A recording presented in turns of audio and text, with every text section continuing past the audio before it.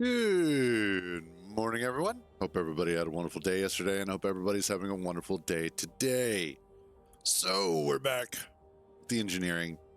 Also, for the record, I am so tired of Razer. The headset that I'm using is by Razer. It's been a good headset. However, and I think this is a combination of two things. Also, hey, Eternip, how you doing? I have Windows 11. I had Windows 10. There were sometimes some minor issues with Windows 10 updates where my headset would stop working and I would have to fiddle with all the inputs and outputs. That wasn't too bad. But on Windows 11, if I restart my computer, 9 times out of 10, Razer forgets that I have a microphone and I have to unplug and replug it in. Now, I had been plugging it into the front of my machine because I've got 2 USB 3 ports on there, but both of those stopped working with the headset. So I switched it over to a USB hub that I have plugged into the back of the machine. And now it's starting to have problems with that. Now, I had to completely uninstall and reinstall the Razer software. Because yesterday, when I tried to switch over to Dune at the end of the stream, it kept dropping my mic. And then when my mic would start working, it started dropping the headset itself. And I was getting more and more pissed. And then last night, I went to hop on to Second Life to hang out with a friend, and it wouldn't recognize the microphone no matter what I did. That was the point where I had to uninstall the software, the entire Razer software. Razer Synapse is what they call it. So I had to uninstall the whole damn thing, reinstall it, and then still fuck with it for another 15 minutes before it started working correctly. I am tired of Razer. So, with that being said, I'm going to start looking for a new headset at some point. Although I was looking at some of the prices, and man, I shouldn't be surprised. They are kind of on the expensive side still. But anyway, today we're going to be looking at getting more work done on this. Hopefully getting started on probably that chamber there, since I have a lot more leeway to work with in this direction.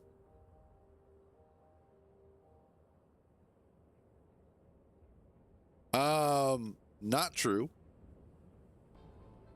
I could afford this Razer because it was given to me for free. So, in that particular case, no, I can't afford another headset.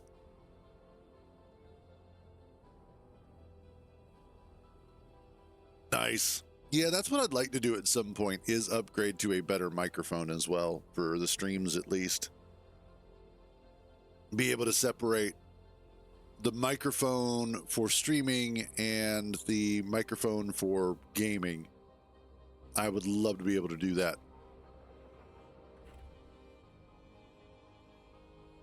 And you know, it's funny too, because years ago I had a Razer MMO mouse.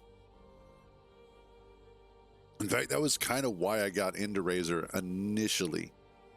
But that was also like over a decade ago. Audio tech, okay.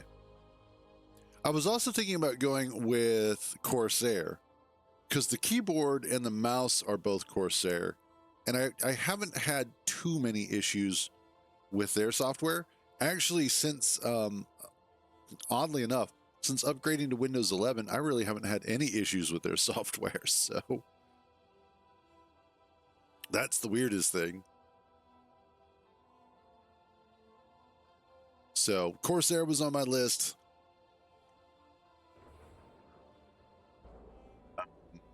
What else?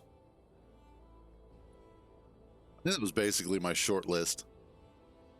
But anyway,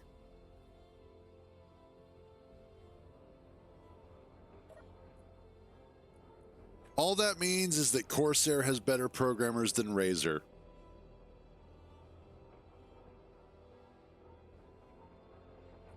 I need some of that.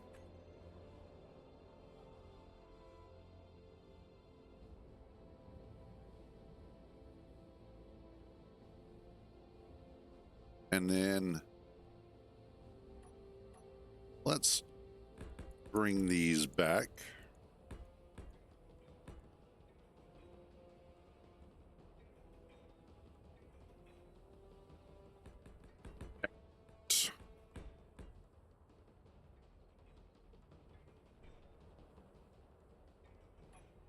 Then no.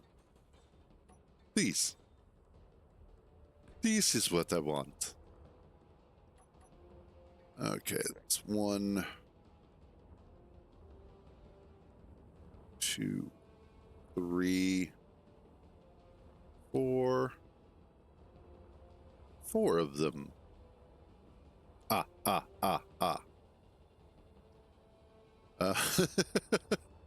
Let's see, I hope I got that right. Yeah, let's do it this way.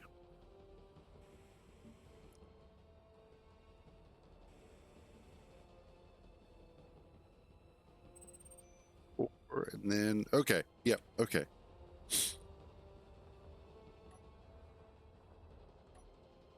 So that's 2, 3, 4.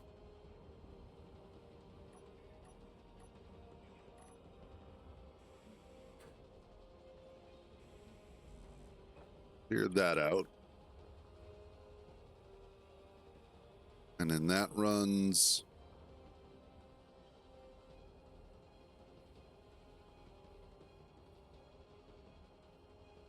God, I can't wait till this cough goes away.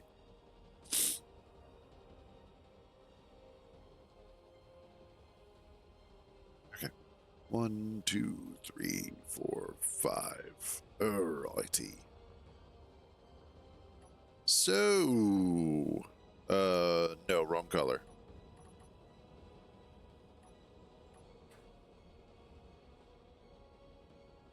This.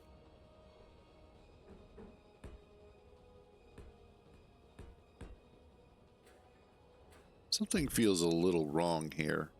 Maybe? Maybe it's just me. No, that is actually correct. Okay. The reason why it feels wrong is because I already had this straightaway drilled out. So once I get it drilled out over here, it'll actually feel a little bit better. 4, 5. 1, 2, 3, 4, 5.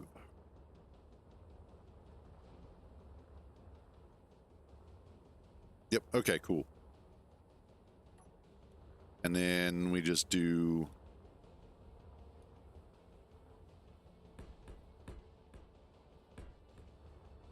this, which will require a little extra work, but we'll get there in a second.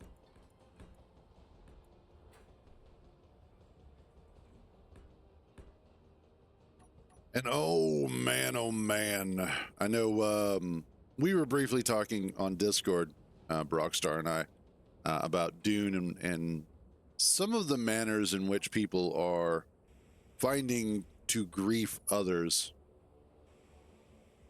And I swear to God, nothing makes people bigger assholes than a competitive game. Not even politics.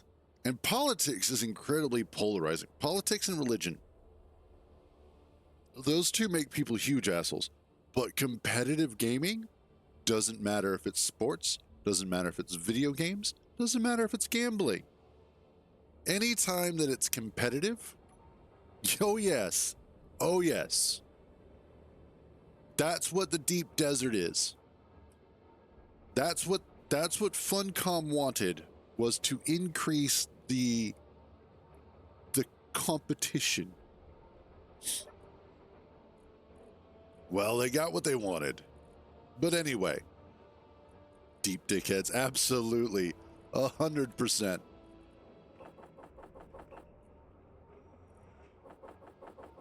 But one of the things that Barockstar was telling me about, for those of you who will watch this on YouTube later or the VOD, is that in order to grief other people, to lay claim to all that is in the deep desert, what players are now doing is that they are building their giant bases around the necessary resources, effectively blocking them off. And I imagine that they're also doing this in PvE zones in the deep desert, which makes it even worse because now you can't attack that base. Not even when its shields go down. And I swear, they love doing it because they absolutely love making sure that... Gotcha. Which is even worse. And this was always going to wind up being the problem. There was never a reality in all of existence where you weren't going to have people doing this.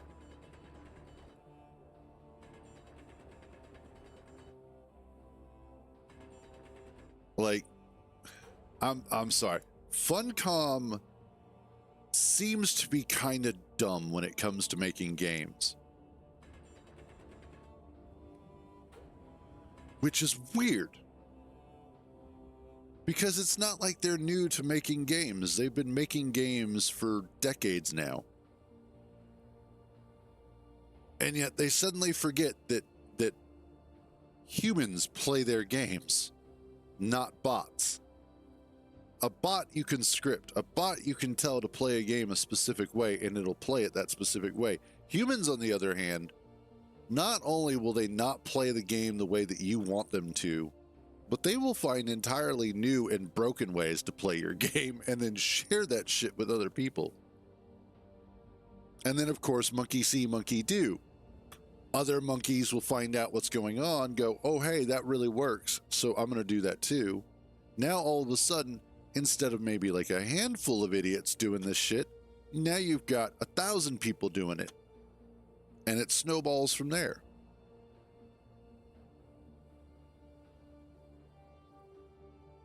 This is why I am so glad we decided to go private server.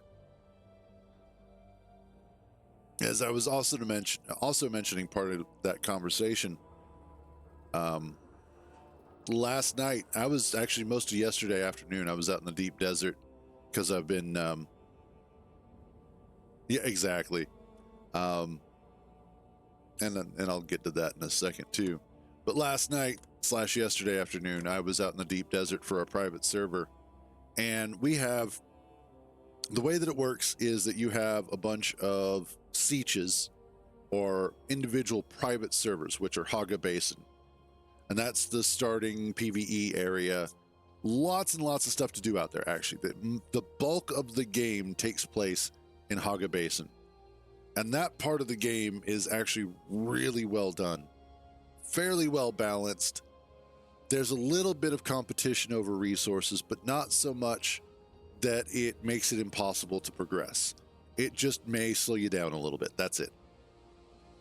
Generally, though, I have never run into a situation where I couldn't find something or farm for something in the deep desert or in Haga Basin because of, overpopulation on public servers. They're limited to 60 total players, and then each siege has that limit, and there can be, I think it's like 100 sieges or something like that, or 50 sieges, or some number of sieges per world. All of those sieges then share the deep desert, Arakeen, and Harko Village, which are the social areas. Arakeen and Harko Village have auction houses that are available for the entire world, but then everybody shares the deep desert, and that is where all of the end game events are supposed to take place. There's no real events that take place out there so much as it's just half of the map is for PvEers now. The other half of the map is for PvPers. So what winds up happening is that you have a whole bunch of people that will sit there on that PvP edge waiting for people to come into the top half of the map so they can kill them. Not because they want anything, but just because they want to kill them. They just want to fight. And if they get to piss somebody off, bonus. And it's like, have none of you played Grand Theft Auto Online? Like, not a single person in Funcom has ever fucking played that game? Which is bullshit because half the world has played it. But I digress. As Brockstar mentioned, if somebody else starts in on the jackassery and starts being a complete dickhead about things, eventually the only way to compete is to then also do the same thing. That is literally the only way that you can stay competitive in that situation. And 4. And that was the problem. Anytime that you have open PvP like that, that's what winds up happening.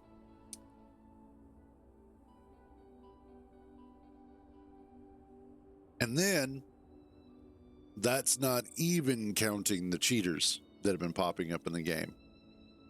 There have been item duplication glitches. There have been mod menus that have come out. For a while, there was a permission hack where cheaters could basically strip the permissions from your thopters or your vehicles and assign themselves in your place and then just take it over. So, yeah. There's been a lot of bullshittery going on with Dune. Which is kind of weird because, again, the base game, like, if you stripped out all of the bullshit, it's a really good game. It is a surprisingly good game.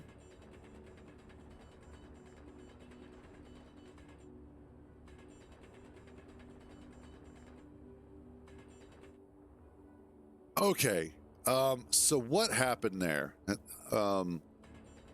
Rockstar is asking about the inventory loss situation. So what happened was, in the deep desert, even in the PvE area, there are zones that are PvP. These zones are capture points for the Landsrad. So that if you sit on them for a period of time, you'll capture it, you'll start generating points. Now, on Sunday, the deep desert had a specific layout that it had had the entire previous week. Starting from Tuesday to Monday, the deep desert has its layout. Monday into Tuesday, they do a refresh via the Coriolis storm. Wipes everything out, wipes out all the player-made structures, changes where all of the land structures are, where wrecked ships are, all that stuff, and kind of revitalizes the deep desert for the next week. It's a randomization thing. Well, what happened was on Monday, they released a patch. Unfortunately, when they released the patch on Monday, they also updated the deep desert ahead of schedule. What wound up happening was that it put PvP capture points right smack dab in the middle of a lot of people's bases, which immediately destroyed half of the base or more, turned it into a PvP zone. In many cases, just flat out disabled whatever security those bases had, because now your walls are ripped right open and your PvP flagged. And of course, you know, motherfuckers jumped on that. So within minutes, people's bases were getting raided. They had no clue what was going on until after the fact, after they had lost weeks worth of progress. Thopters were gone, carriers were gone, spice harvesters were gone. They had all of their shit laid out basically right there. Well, the wipe does remove bases. This was not a wipe. This was simply a map reset. All they did was they just updated the map. They didn't actually do the full wipe. That's why they've had to go through and fix the issue by allowing people to claim what was lost.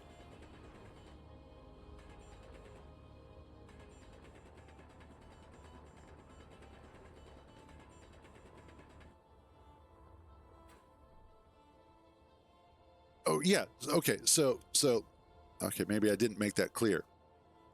The update reset the map, but it didn't do a full wipe. It wasn't supposed to reset the map. So what wound up happening is that when they reset the map and it changed the positions of the PvP zones, it broke open bases like piggy banks. And so other players could then go in and start stealing shit.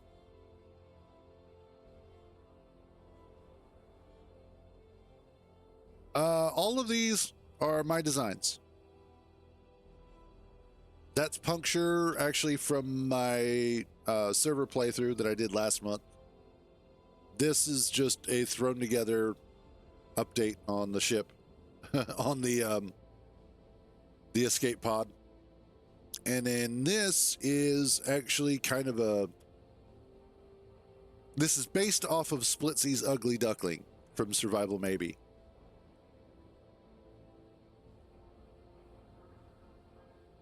But I never,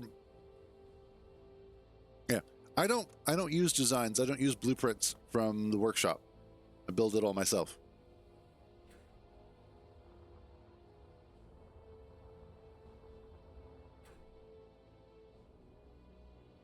And that's, that's fine. If you're working off of an idea, that's just as good as doing it yourself. And that's what I think one of the beautiful things about there you go. That's one of the beautiful things about Space Engineers is the fact that it is an iterative game. Every time you do something, you should hopefully be learning something. Hopefully. Now, I know not everybody does. But as you progress, hopefully you are learning ways that you can do it better later on. Now, obviously, there's also the lazy factor. Am I too lazy to continue to make this look a certain way? Which I've been there before myself, so totally get that.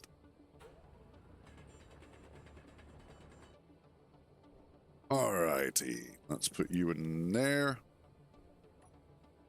And that will represent the wall.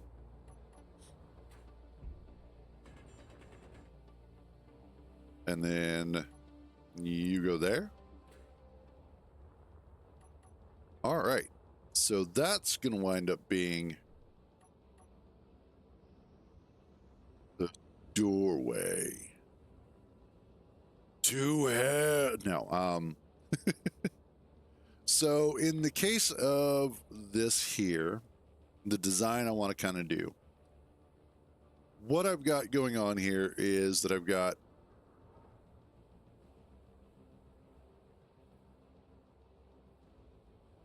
oh yeah, no, totally get that.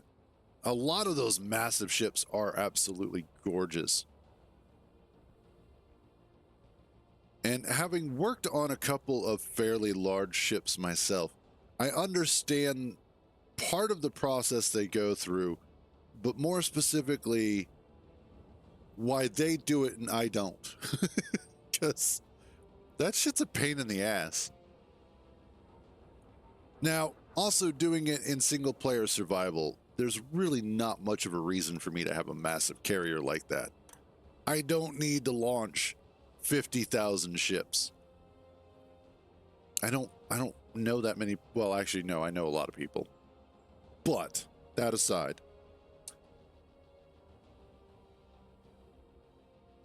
it's definitely, I appreciate the skill that they bring to the table. And hold on just a second.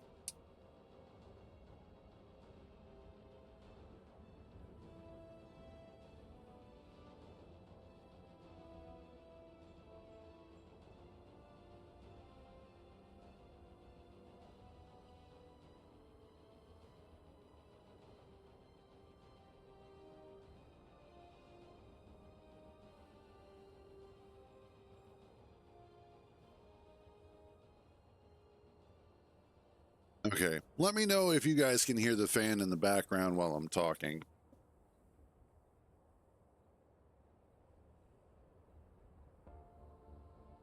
It's not quite warm enough to have the AC actually, like, the AC is not kicking on because it's not too warm yet. So it's not quite bringing cold air into the house like I wish it was.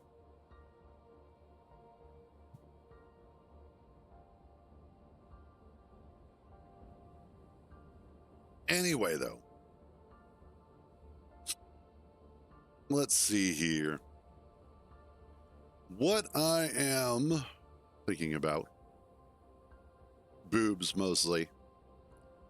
But other than that, when it comes to engineering, I never think too hard. By the way, Kintar, I have actually started to produce pieces for the carrier. It's slow going, but I'm getting there.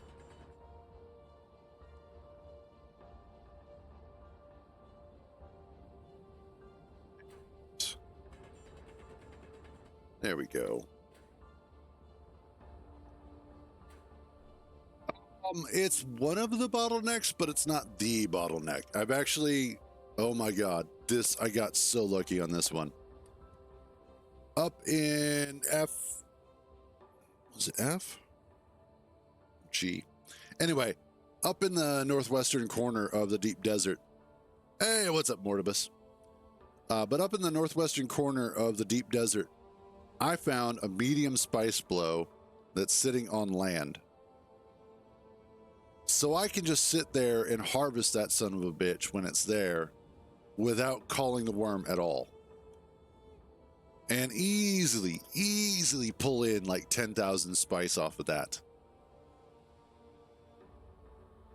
before I have to like take it back and drop it off.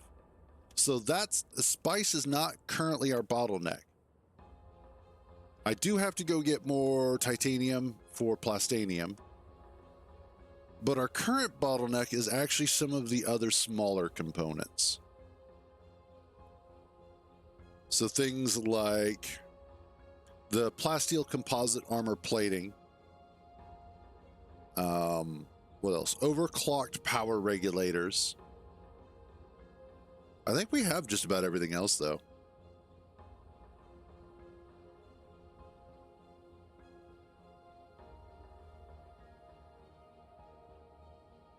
Yep, exactly, Ghost Wolf. That's where I have problems. Yep, no worries.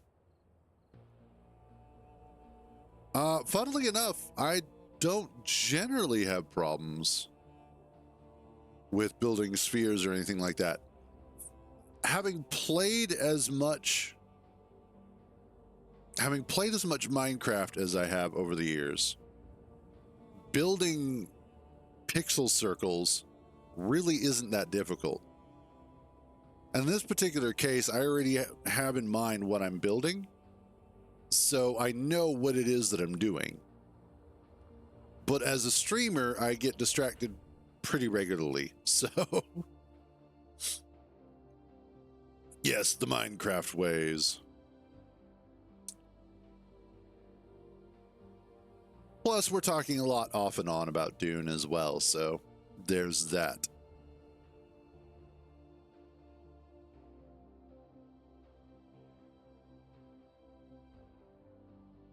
the second popular game on my stream lately.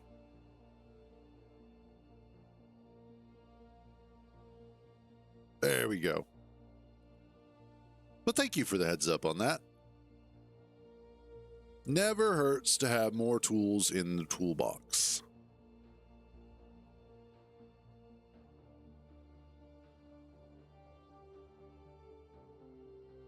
I just need to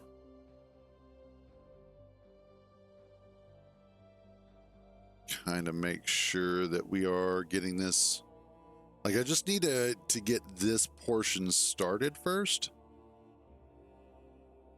so that it's a little bit easier to go forward from here.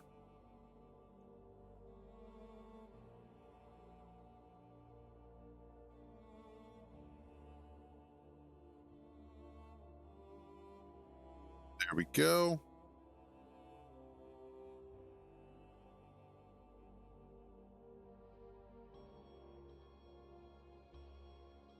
Awesome. And then the nice thing is that we can just set this down right there, and she'll sit just fine and give us some lights, which is also what I'm after. All right, so as far as the design of this goes, what I want to do is that we will have a full sort of frame here. Get in there, you bastard.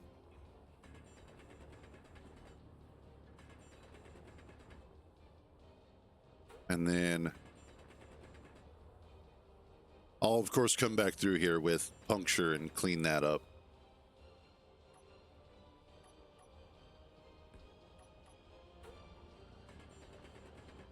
Peel this back a little bit more. And the other thing is figuring out how tall this needs to be. Because, and I'll probably have to come back through here and do this, which is why I haven't completely disassembled the drill rig yet. But I will probably have to come through here with drills and clean out the ceiling a bit as well, just to make sure that it is at the correct height.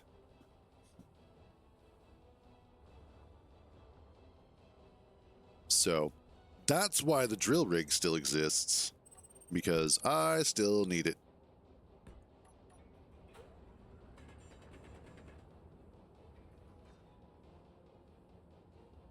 And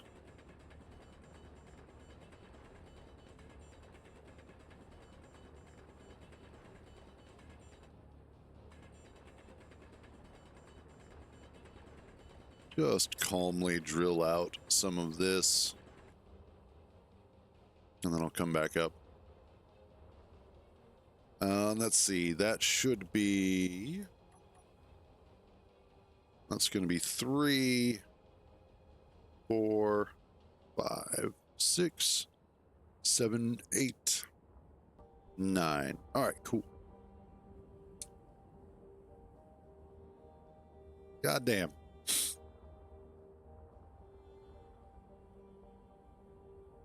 One, 2, 3, 4, 5, 6, 7, 8. And that should be 9 up here. 9.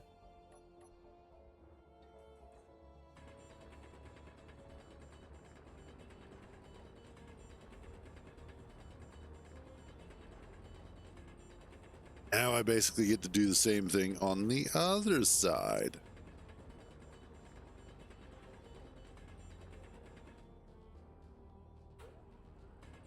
Hopefully. We'll find out.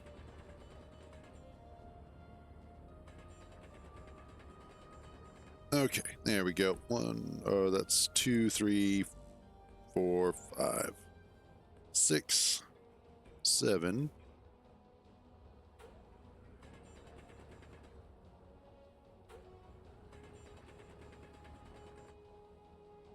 And then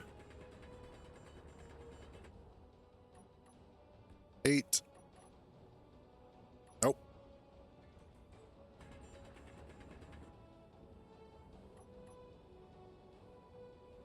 And there we go.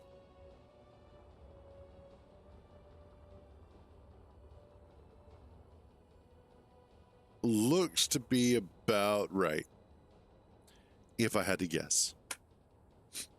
Okay. So,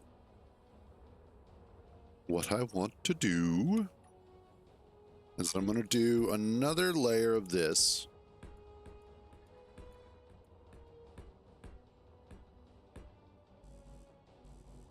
No, I'm not. Not until I get more steel plate. Ooh, I'm going to need more steel plate. Also, how much iron did we walk away with? 66, 15, 33. Okay, good. And 31. Okay, good. So one of the things that I wanted to make sure that as I was drilling all of this out in here is that I was keeping as little of the stone as possible. Now, this is just a personal thing. This is just the way that I have chosen to play. I like getting rid of the stone so that I don't have it as a crutch for resources. If I collect all of that stone and refine all of that stone down, in essence, what winds up happening is that I then wind up in a situation where I don't need to go out and get iron, nickel, and silicon, which immediately gets rid of, like, what is that, a third of the total available resources? And more specifically, the third that is the most important because you need so much of it. And so by getting rid of a third of the gameplay, I personally feel like I do a disservice to myself. I'm eliminating a third of the potential fun. Now, I will never judge people that love using stone as part of their inventory gathering. I am not going to sit there and be like, how dare you? Oh my God, you're such a noob. Get good. Because everybody plays the game a different way. Everybody should play their way. Don't ever play my way. Exactly.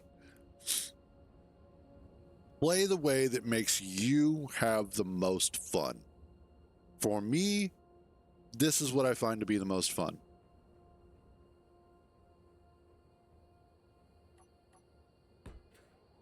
All right, next up, we are going to double this. Nope.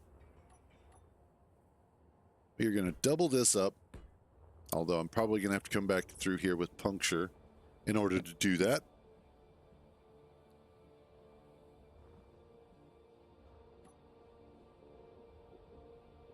And then with that,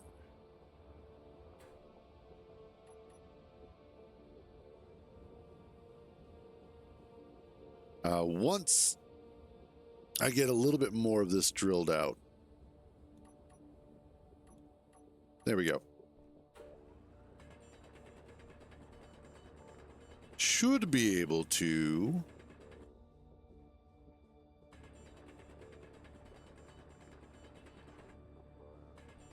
there we go. So essentially what I'm going to do is two of these, two armor blocks, then a row of 5 that'll have interior blocks in the middle, and then 2 more. And that'll kind of act as sort of the entryway into this area. Because then after that, I can go ahead and put in one of the one of the first bays for vehicles.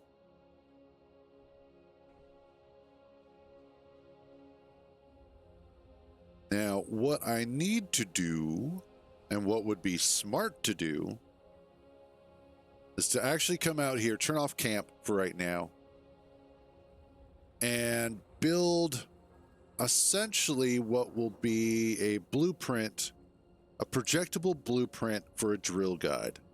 And again, something I learned from Splitsy. I'm not going to sit there and say that I came up with it myself, because I didn't.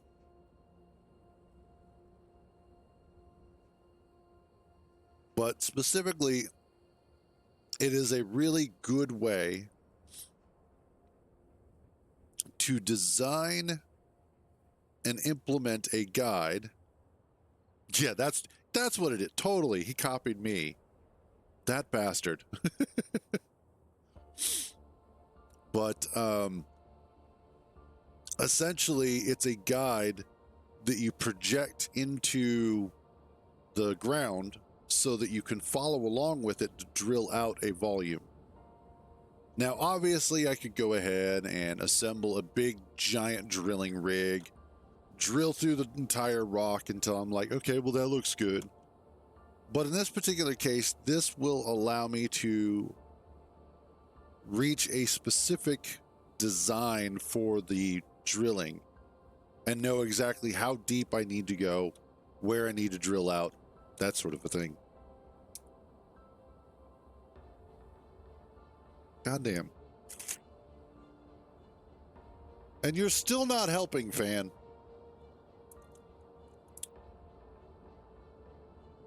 I get little bits of air that hit my elbow. Otherwise, it is useless. Actually, no, that's not true. It works really well when I'm in bed. But I'm also more towards its level at that point. Also, of course there would be weather right now.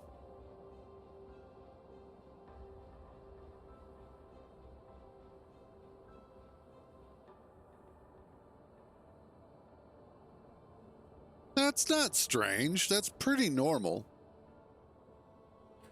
Yeah, absolutely. And the only thing I'm filling in the hole with is metal. Which is totally metal. So it's not like I'm actually putting the dirt back in the hole. But there's no bodies for me to put in the hole. I cannot fill the hole with bodies I do not have. And I'm not using my own. Well, exactly. Okay. How do I want to do this?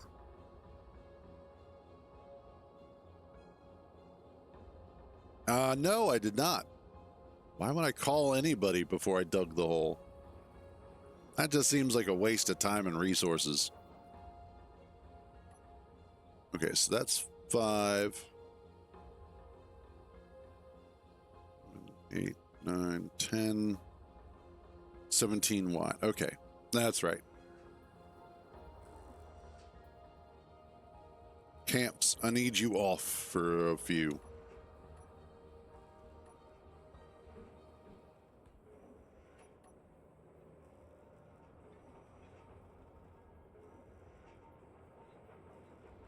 Yeah, but I could just dig the hole myself. Why would I want somebody else to take away the fun of digging a hole from me? That just seems silly. No, I dug the damn hole. It's my hole, I'm gonna dig it. Damn it. Base camps.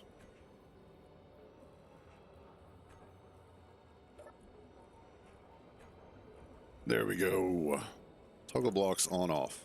Off. We're just going to have to keep an eye out for the red stuff. Now, right now, those 3 red signals aren't a big deal. Nice. You're so excited and you just can't hide it.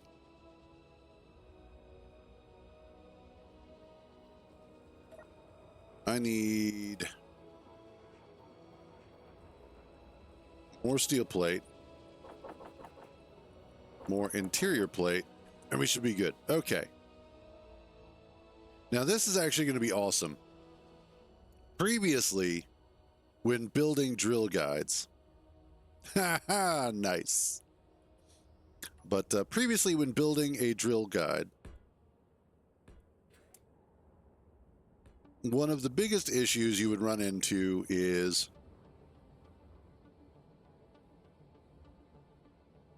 I would say I'm sorry, Ghost, but I'm not.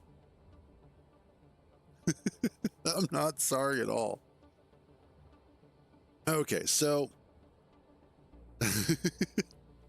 previously on, one of the biggest issues that you would run into when building a drill guide was the fact that you really only had 1x1 blocks to deal with for everything. So the larger the guide that you needed to make, the more resources you needed to make it, and the longer it took to both build, but then also to tear back down. So in this particular case, with the 3x3 blocks, that'll actually make life a lot easier. And what event was this?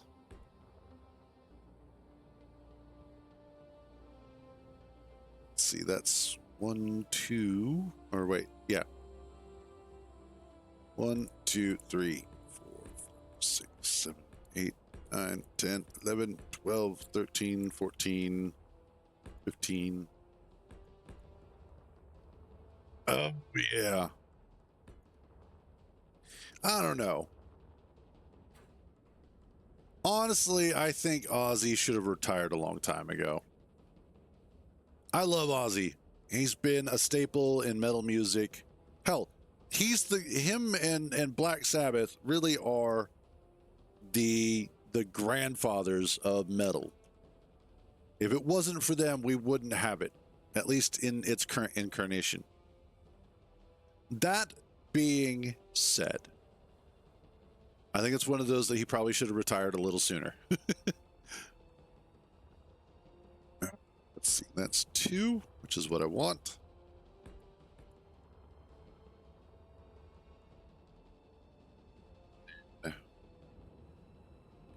Two, 3, 4, 5, I believe. Let's double check that. Nope, that's 7.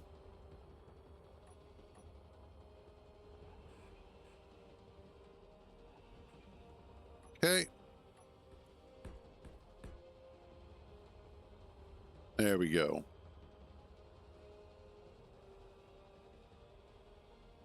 Aw.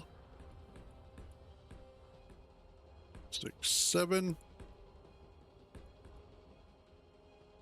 But I mean, like, before this, they should have retired.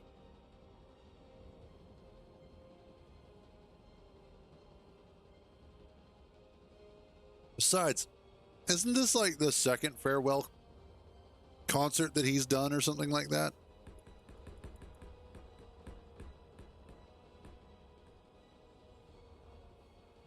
He's been dying for like 4. Yeah, that's true. Actually, I will tell you the one that got to me, kind of, because I didn't realize it had happened. And also because I thought he was already dead. But I found out that Michael Madsen passed away earlier this month. For those of you who don't know, he was actually a longtime collaborator with Quentin Tarantino. Oh, gotcha. But Michael Madsen was in Reservoir Dogs as well as Kill Bill. He was in that as well. But I thought he had died a long time ago. So when I found out that he hadn't died yet, I was like, what?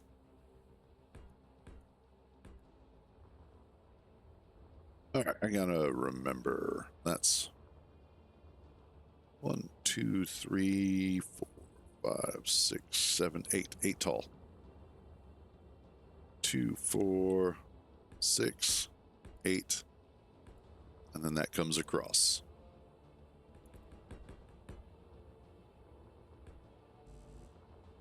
Oh, damn it.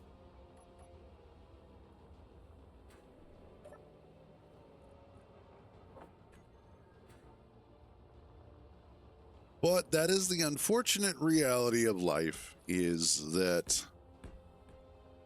it ends. And a lot of the people that we grew up with, either listening to, watching, or reading, even authors passing away, happens as well. But the people that we grew up idolizing or admiring,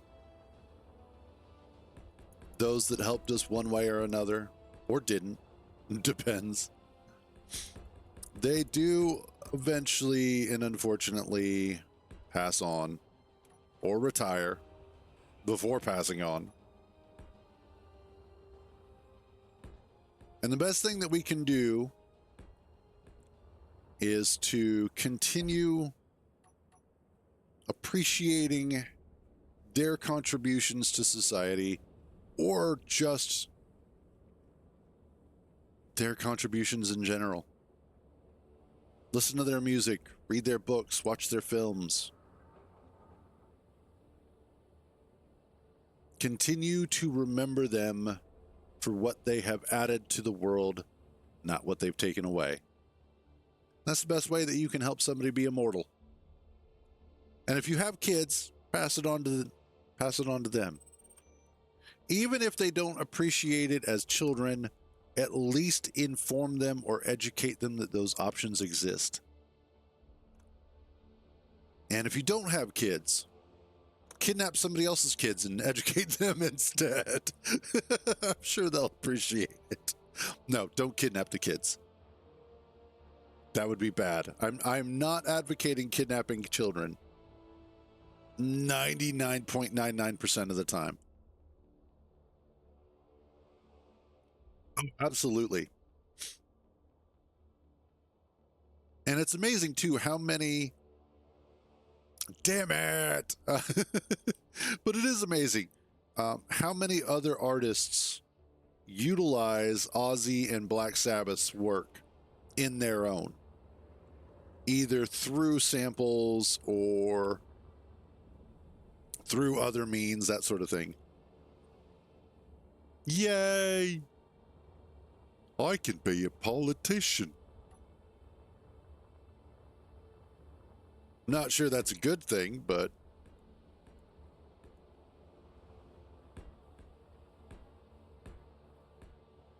yeah, we're not going to get into that one though.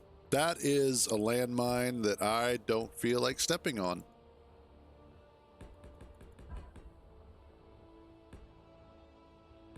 And boop, there we go.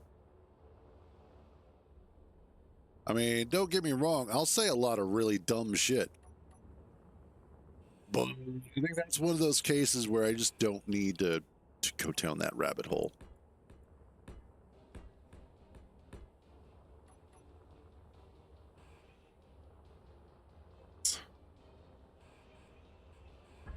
This up, but that's okay. We can fix this. We'll fix it in post.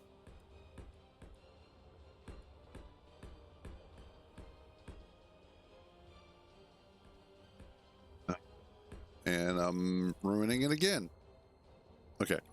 Sort of. There we go.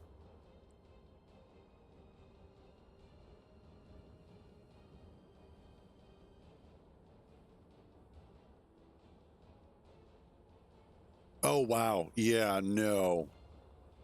Now, I never had the displeasure of coming across somebody using a switch on me. However, when I was younger, my dad was very fond of this leather belt that he had.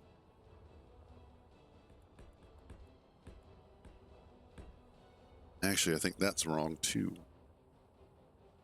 2, 4, 6, 8. Nope, that's correct. Okay, cool. Funnily enough, though, he stopped spanking me when I started laughing. There was one time, like, he was super pissed off at me for something. I don't even remember what it was. And so he took me over his knee and he started smacking my ass, and I started laughing at him. And that was when he started grounding me instead of spanking me.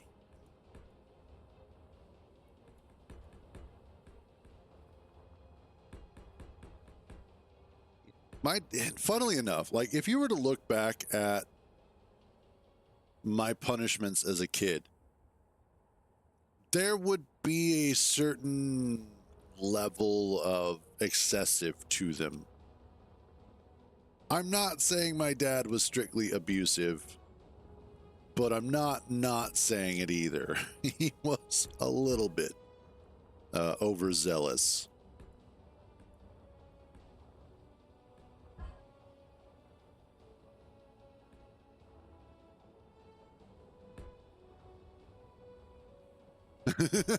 Yeah, no, that's fair. Parents really don't like being laughed at when they're trying to punish you. It's like, well, that shit's funny. I can't help it.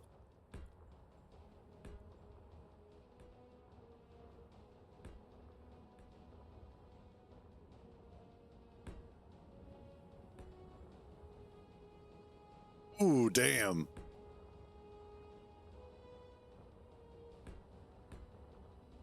Oh, whoops, that's not correct.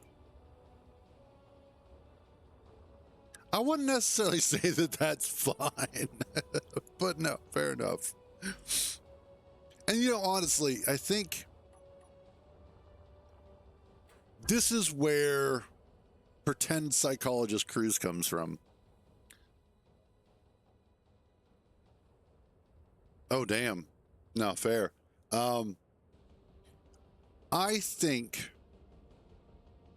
the moment we stopped physical punishment on children, where the reason being, okay, the moment that we stopped physical punishment on children was the moment that we started having disciplinary issues with that generation and forward. The reason why I say this, and I think I've even talked about this before, is that humans are still animals.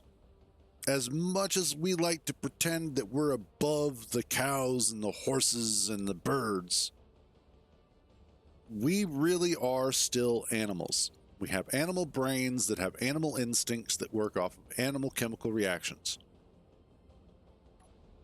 So when we stopped being animals, when we started pretending that we weren't animals and being more evolved, what we did was we started taking away valuable chemical-based lessons from our children.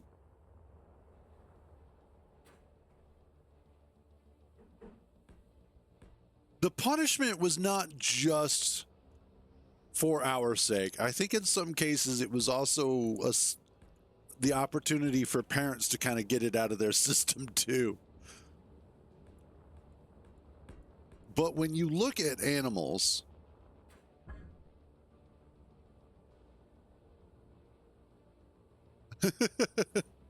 absolutely.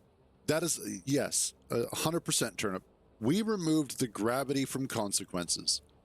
And that has been our biggest failure for a long time now. If you are no longer afraid of your consequences, then your actions can be anything.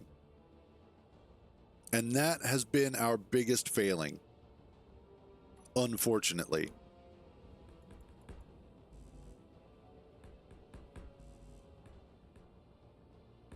Because there's shit that people do. The people on like TikTok and YouTube who do those stupid fucking pranks.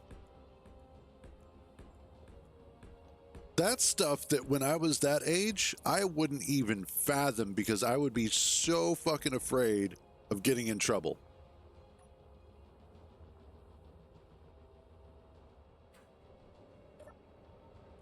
And yet they're out there doing it like it's nothing. They're going to other countries to do that stuff. And it's like, where did we fail?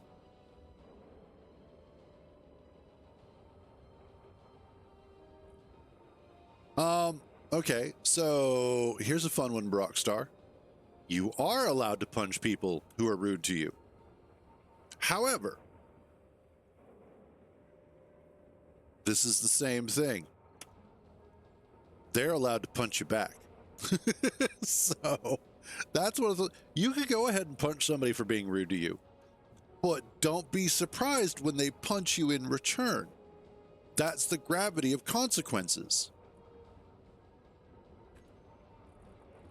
But also, you're being wonderfully hyperbolic today. Thank you for that. I need more plates.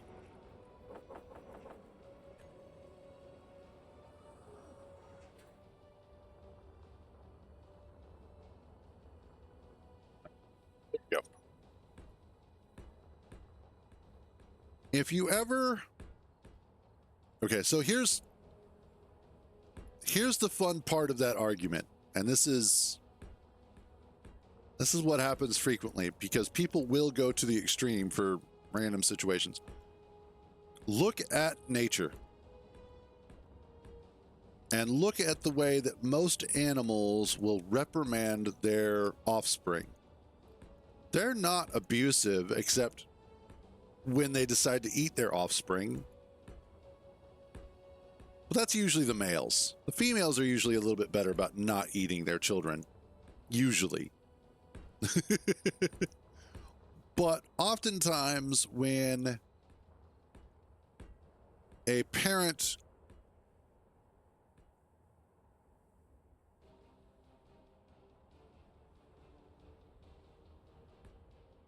I mean, it's a growing issue.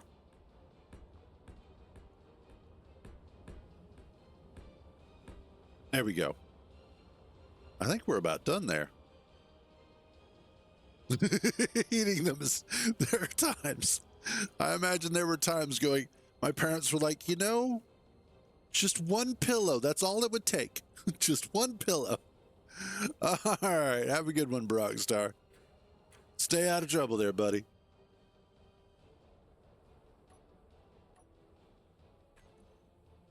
And there we go.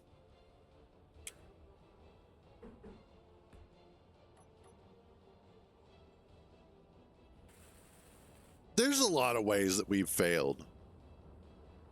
There's a lot of different ways that we could also fix the situation. But we're not going to go delving that deep into the political situation of America, because that is a rabbit hole we could spend all day on. Okay, let's Control B. Rename. Thank you. Provided for side tunnel drill guide. There we go.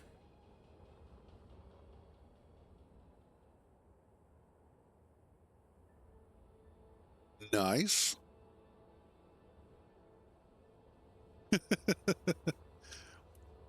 Well, in all fairness, generally most people are talking about American politics, unless you're talking about either Israel and Palestine or Russia and Ukraine. And every once in a while, somebody will throw in Iran. But that's generally most people's politics these days. I think that's by design more than anything else. The rest of the world is like, thank God they're not talking about us. All righty, I need a projector. Like that.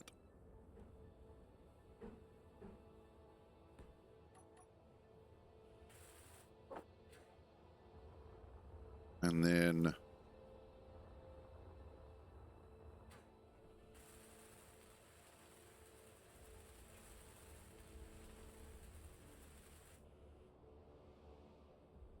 nice.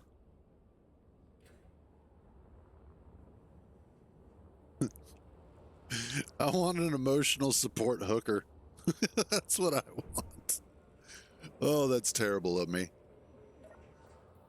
Okay, what I'm going to do is I'm going to let this, well, actually, you know what? Let's try something.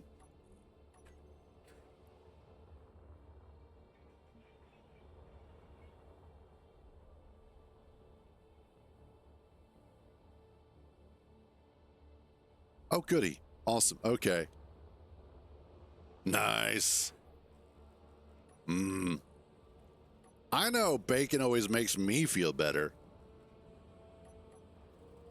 Like, I never eat bacon and then go, oh, I'm so depressed. Life is terrible. No, I eat bacon and I'm like, yes.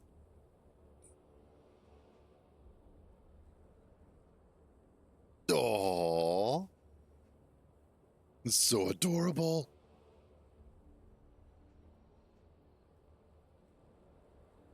And honestly, pigs actually do make good pets. Bacon, the original low carb salad. Absolutely.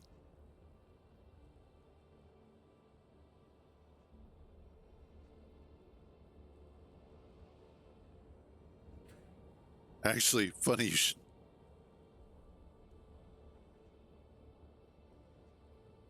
Let's see. Here we go.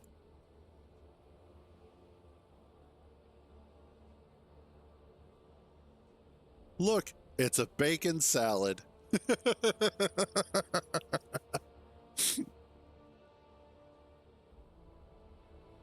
That is an adorable little piglet, though.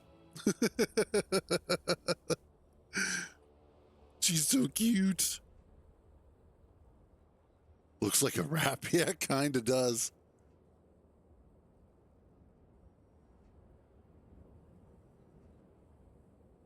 Okay, back to work. Got to wait for camp to finish grinding all this down. As she should.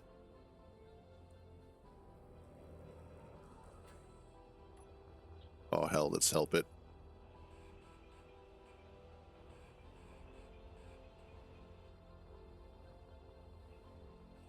You're taking too long.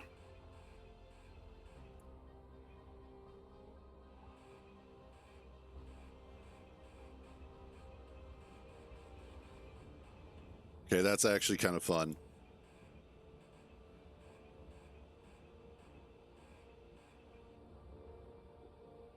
No, it's out of range. Oh, no, it's in range. It's in range on purpose.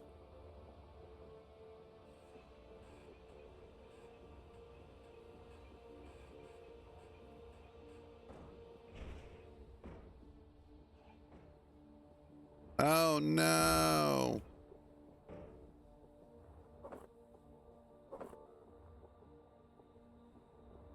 It's terrible. Okay, that speeds up things a little bit. Base camps. I need you to go ahead and actually start picking stuff up again. There it goes.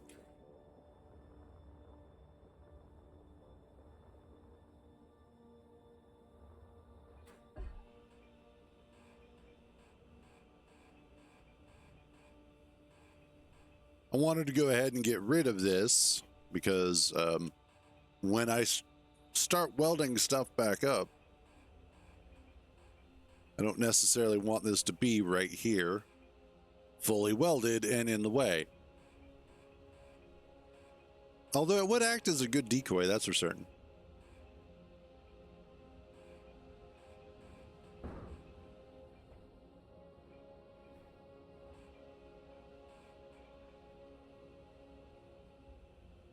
Oh, good. It got it. We're good.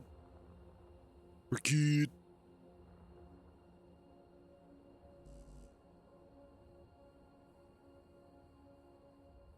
Why would you do that?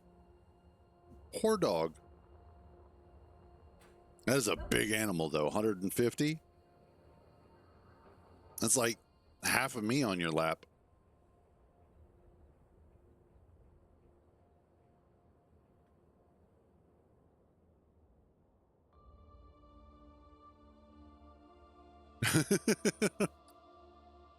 Jesus.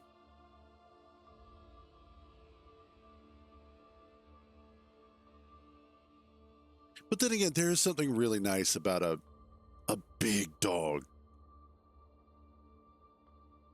Little dogs are cool too, don't get me wrong. My sister for a long time had a Chihuahua Beagle mix. Super adorable. Absolutely could not handle the rigors of life outside of her room. It was so cute. Had him for a really long time. God damn. That is a majestic son of a bitch right there.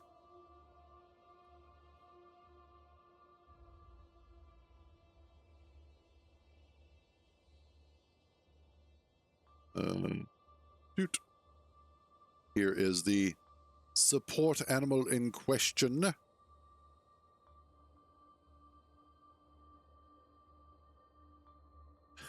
That's just normal, honestly. Beautiful animal, though.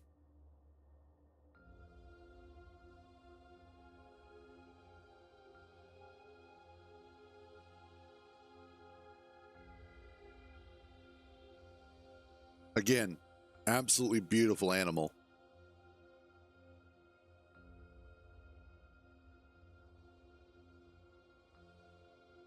Oh, whoops.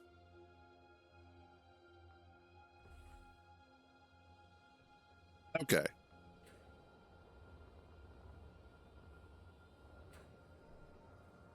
So what I need to do, turn those back off.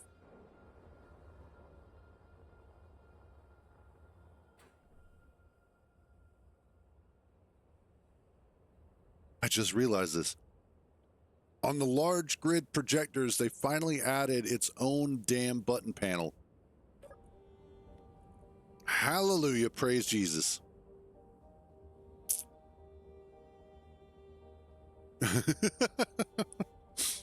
I imagine that they would get a little nervous.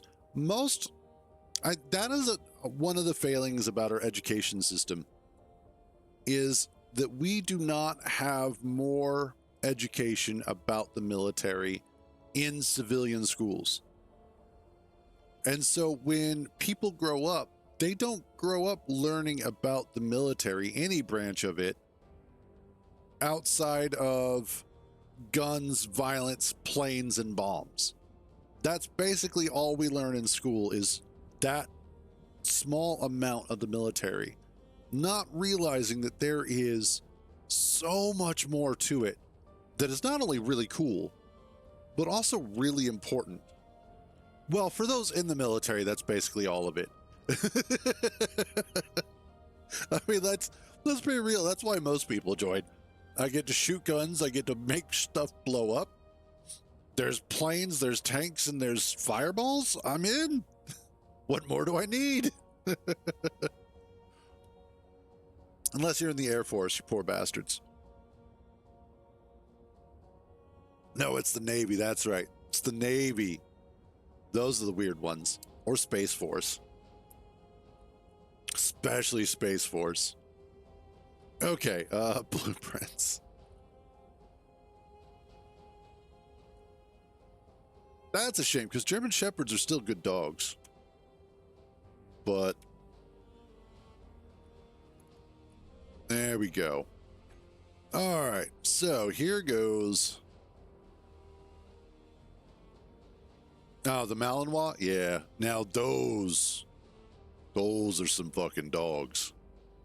That's basically a trained tank that goes 60 miles an hour.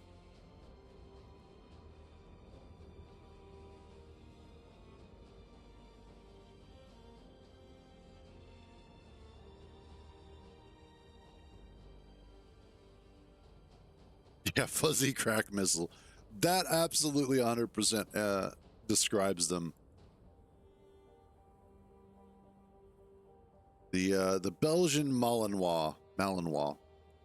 That was actually the dog that they used in, I think it was the Malinois. I'd have to double check. I think that was the dogs that they used in John Wick Chapter 2. Or was it 2 or 3? Whichever one that Halle Berry was in. 3? Okay, yeah.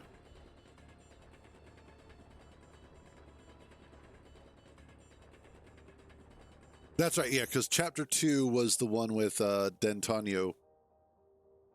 Yeah.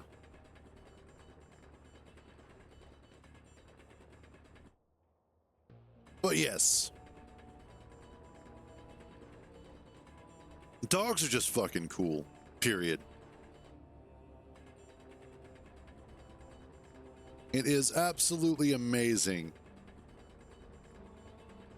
what we as the human species have managed to do with dogs.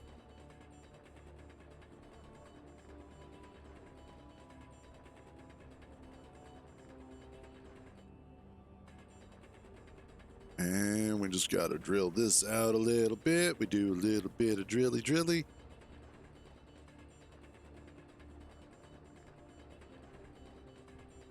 That's funny. We can domesticate the wolf and over thousands of years make them man's best friend, but we still can't raise our own kids. That tells you so much about humans, really. I think that explains everything you need to know about humans as a species.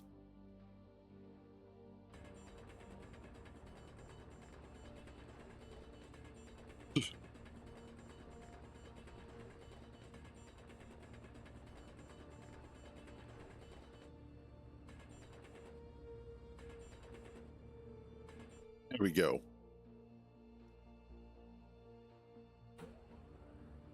Need to trim that down a little bit.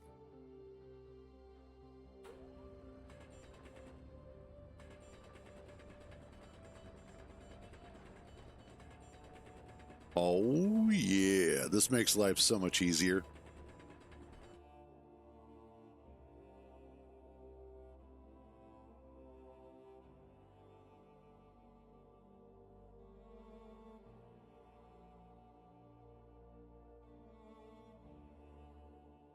Yeah, again, there are humans who wouldn't know what to do in that situation. And yet, with enough training, a dog does it. And in some cases, there have been reported cases of dogs not being trained and still knowing what to do. The natural instincts of dogs are amazing. And I think it's one of those things that we do not give them enough credit, or as much credit as they deserve, for how they have helped us as individuals and as a species.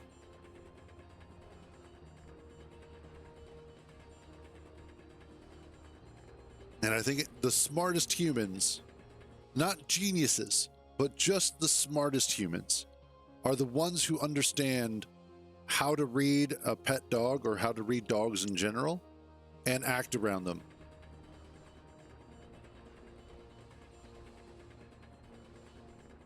And it's the panicky bastards that always make it worse.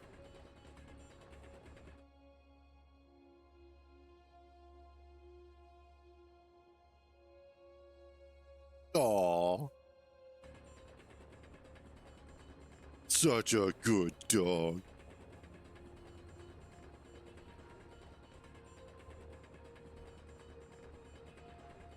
Yep. Animals are cool.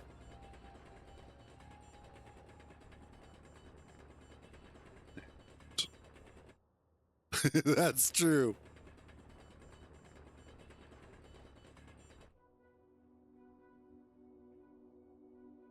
Okay, almost there.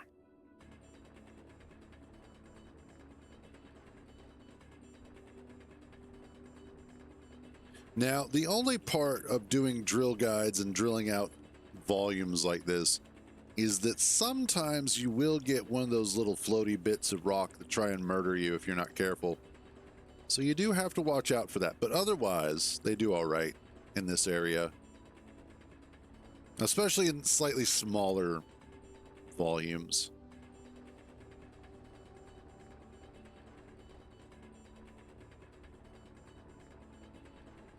Just finish getting this cleaned out.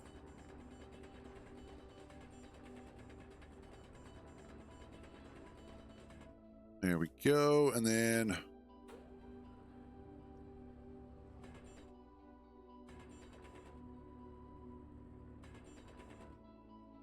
awesome. There we go.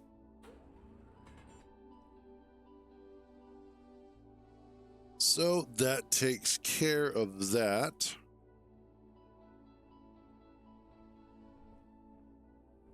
I can't. There we go.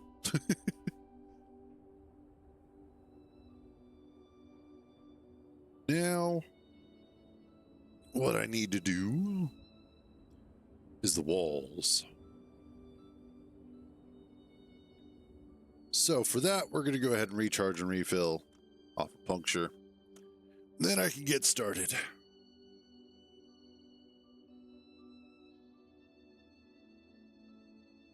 Oh, nice. Oh, so adorable.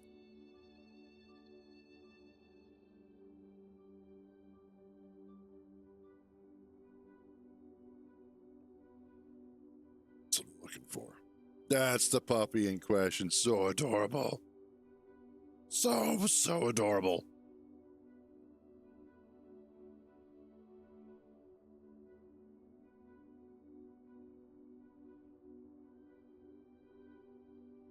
Yeah, puppy. I don't know what it is about puppies and kittens. It's just so cute and lovable.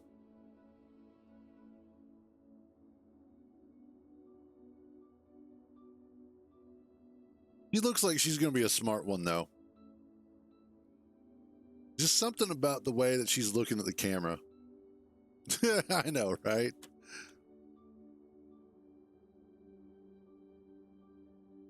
Man.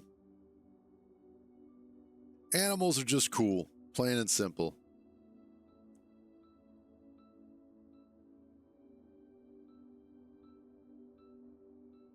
Okay, there we go.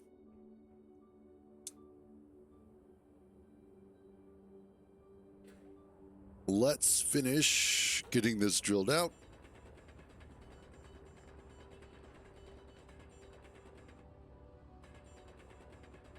This is the part that's a little more annoying with drilling out these sorts of areas. Simply because you do spend a lot of time having to follow along here and drill it out, make sure it's all correct. Once you get it done, though, you take your nice drilling machine and you just finish off the rest.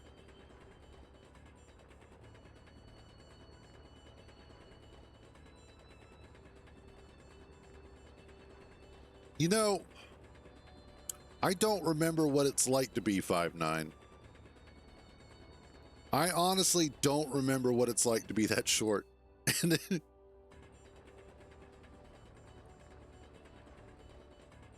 I'm used to everything being like knee height, maybe mid-thigh tops for animals. So the idea of coming up to an animal that is that tall comparatively just doesn't quite compute unless we're talking like cows and horses. Because I'm 6'4". So my perspective on things is slightly skewed, unfortunately.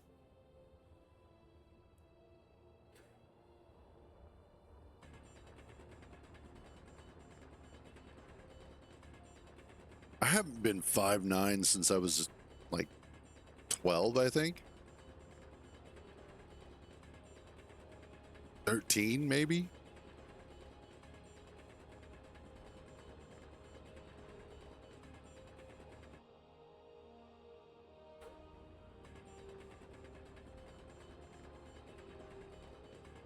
Yeah, that sounds about right.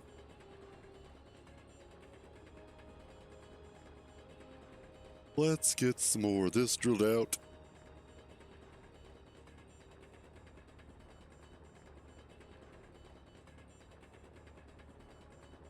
And I think once we get this finished up, I'll take a short break, because this will take just a little bit longer.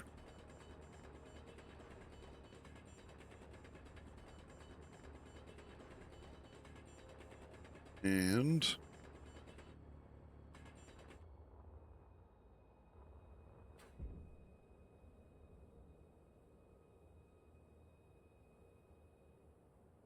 oh, gotcha. That does sound like a lot of fun. She's secretly a sled dog.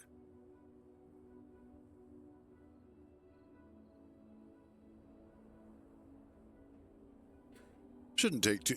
Now, the nice thing is, because this is a slightly smaller area that I'm drilling out, it won't take nearly as long. That's problems that I've had previously, is that the area was just fairly large, so it took forever.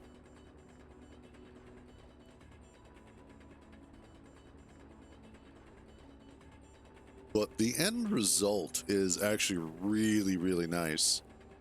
Especially when you then get all of the blocks in place.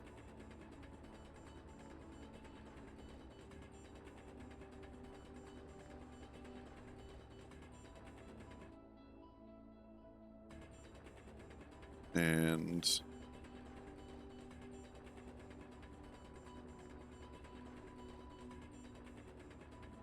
I just realized I don't know why I added a button panel to this. I didn't need to.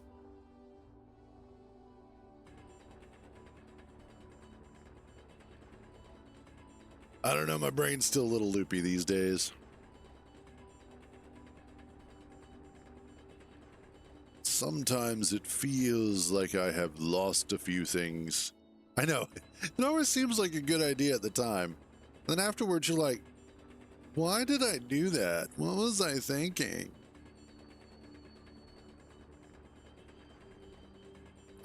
Honestly, okay, I kind of know why. It used to be that you needed the button panel on there to make alterations to the grid. No? Maybe, I don't know. Old habit.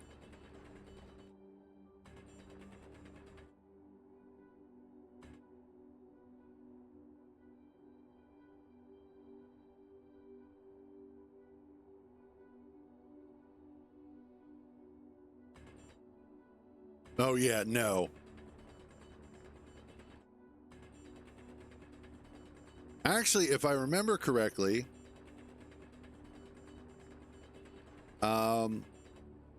it is, unless there is direct verifiable evidence of abuse or cruelty, it is illegal for any animal shelter or rights activists to remove a service animal from their home. If I remember correctly. Since the service animal is considered a medical device in that respect.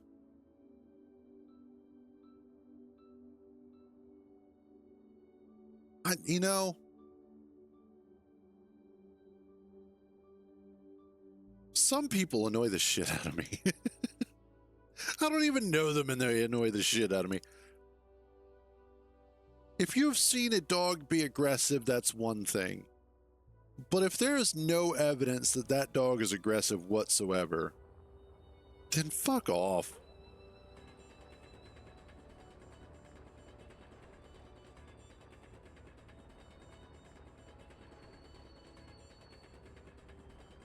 And especially if they're as well trained as a service animal. I don't think people realize just how much training service animals go through. Like, there is, like, legitimate service animals, not fake service animals. Because there are a lot of people who like to pretend that their pet is a service animal, and it's like, no, it's not, and you fucking know it. You just bought a Temu vest and went, look, it's a service animal. When everybody knows that the only thing that's a service animal is you. But anyway, legitimate service animals, legitimate service dogs specifically, go through rigorous amounts of training. Like, there is a very specific reason why they are allowed to be service animals.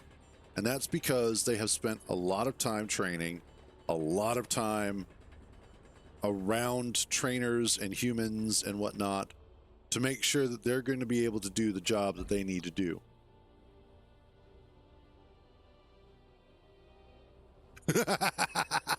Turnip. Absolutely, I know that feeling.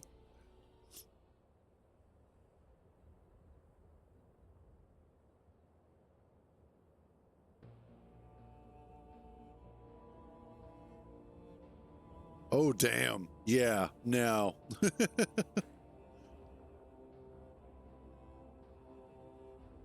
That's the other thing is a lot of people don't realize that we love animals. We love animals a lot. And so you start messing with the neighborhood animal, you done fucked up.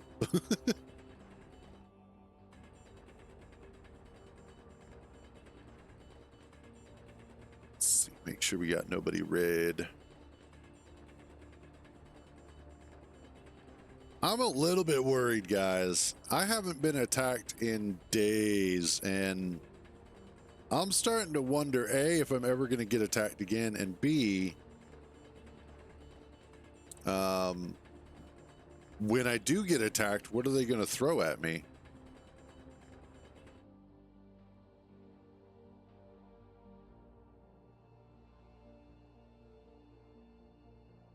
Gotcha.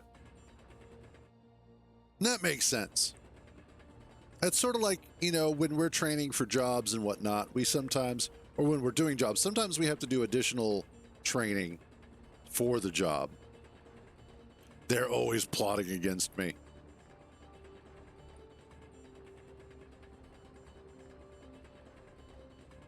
I remember all those stupid e-learnings that I had to take for jobs. Specifically when I was working at Geek Squad. Oh my God. It was like every week there was some new e-learning that I had to take, but we wouldn't know about it until one of our managers would be like, oh, hey, have you done this e-learning yet? No, I didn't know that one existed. Thanks for letting me know. You know, and that was the other thing about working in Geek Squad is that we were oftentimes so busy doing everything else in the damn store. Like that was the one thing that was the most frustrating for me. Is there was nobody else in the store that could do our job. But we were trained to be able to do everybody else's job. With the exception of working out in the install bay for like car stereos and stuff.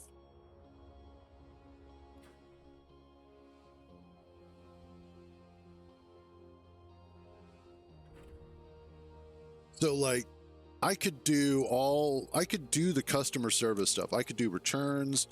I could do, you know, credit cards. I could do all of that stuff without any issues. Exchanges, all of that. Obviously, I could ring people up as well. We were expected to help with that periodically. Yeah, sure, go ahead.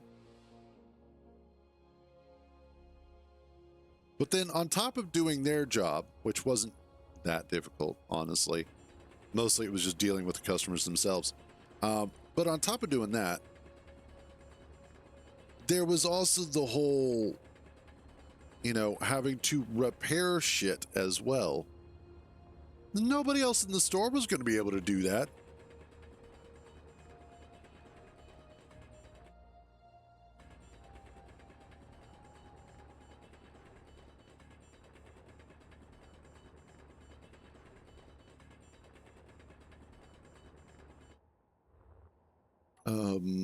That's going to have to get repaired.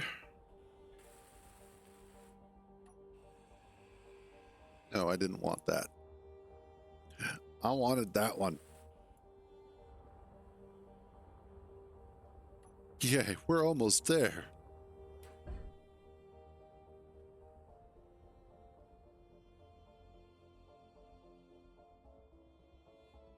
Give this. All right, we're good. We're good. Yeah, we just have to do up here, which this isn't too bad.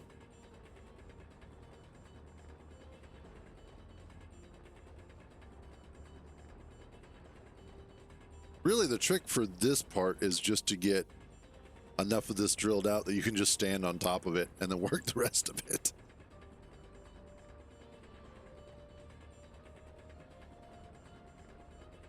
I haven't gotten to do something like this in quite a while. It's kind of nice to get back to it. Hey, Silent. Man, I'm doing all right. How about yourself?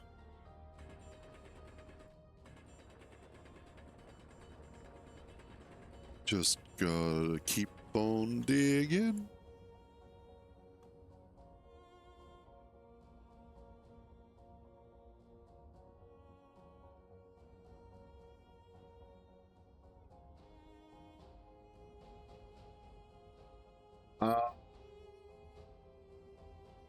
Question should the... I don't know, honestly. That is so. When I was messing around with computers all the time for work, that was before liquid cooling became a really big and common thing. I think Turnip is correct that it should, but I don't know 100%, so I can't give you a concrete answer on that.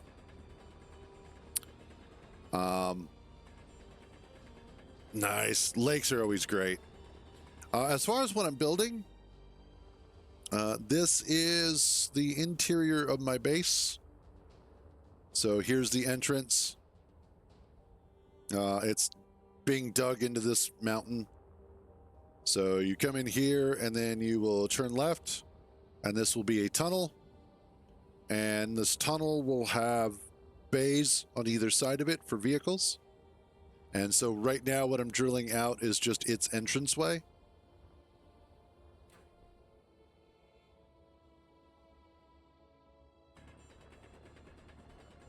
Now, when you say it's running hot, how hot are you talking?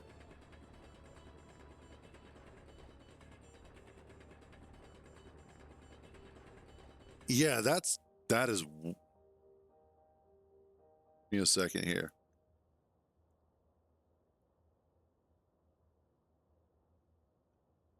I9 2900K.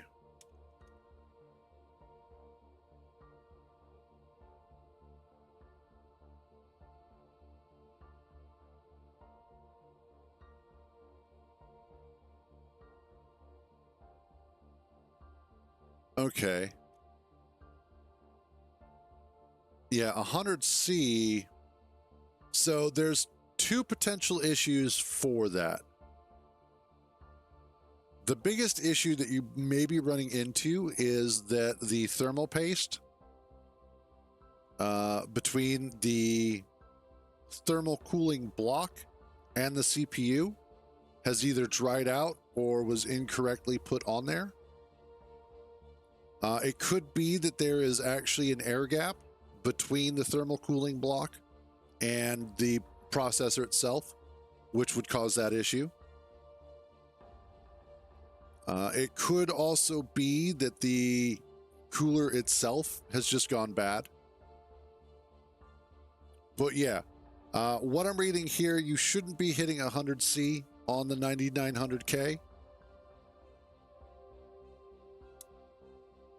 Yeah, it's possible that the liquid just isn't, for whatever reason, it's possible that the liquid isn't moving around. Because like Kintar and I were talking about temperatures for processors, and I usually on my AMD, I'll hit, actually, what am I hitting right now? That's right, that one doesn't tell me.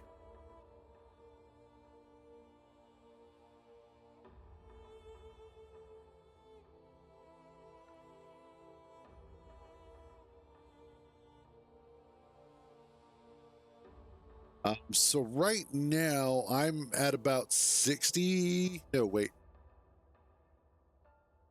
I'm usually hitting at about 100C, not 100, 80C on my Ryzen 5 3600. And sometimes it'll jump up as high as 90, but for like a brief spurt. But AMDs run a little bit hotter than Intel anyway, and I'm air cooled.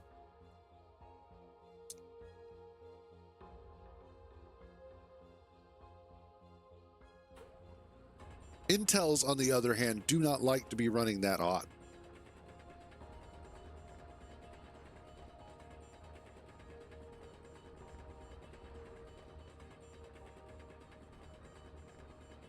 Honestly, Intels have just been pains in the asses for quite a while anyway. The past few generations of the I series chips have just been weird.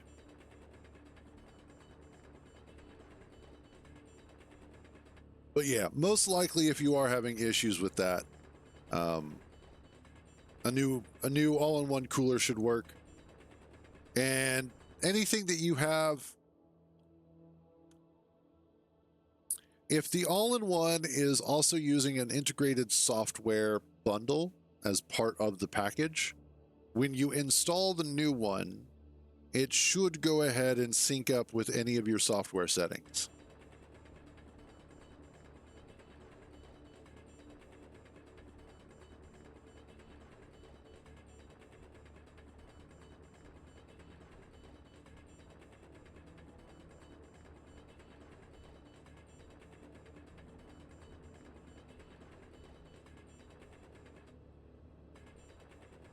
No, that's a good idea.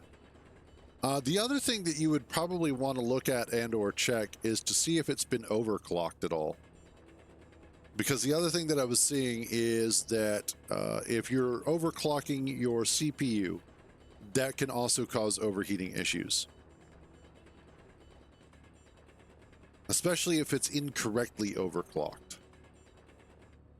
Because sometimes what'll happen is that somebody will overclock the CPU's speed, but not necessarily change the voltage to accommodate for that overclocking. And so that can actually lead to issues with heat or thermal throttling. Also, in some cases, because all-in-ones do use a combination of fans for the radiator, as well as the liquid cooling system itself, is that if you do have fan control through a software, the fans may not also be spinning fast enough to help dissipate the heat.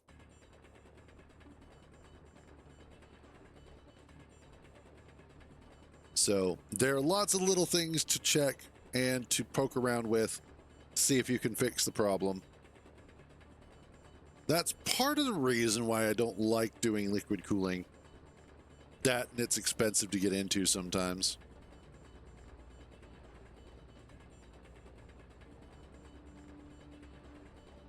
And also, I'm still so old school. The idea of anything liquid around the inside of my computer, I don't care if it's deionized, if it's electronic safe, it's still fucking liquid inside of my computer. I do not want it there. Jesus. You know, the funny thing is, and this is the hilarious bit. You don't need liquid cooling. Liquid cooling is more or less, I wouldn't say it's a gimmick because it does work, but it's an unnecessary expense that people buy into because it sounds cool. It makes it feel like your computer is extra powerful because it's liquid cooled. Yeah. And even in most cases where you're running computers like that, you're not running a liquid cooling system. You're running a refrigerated building setup. Like, you've got massive refrigerating compressors tied into the main AC of your building that are super cooling the entire fucking room because you've got lots of servers.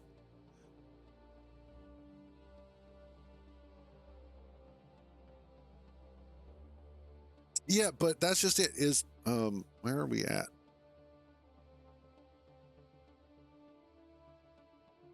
There it is.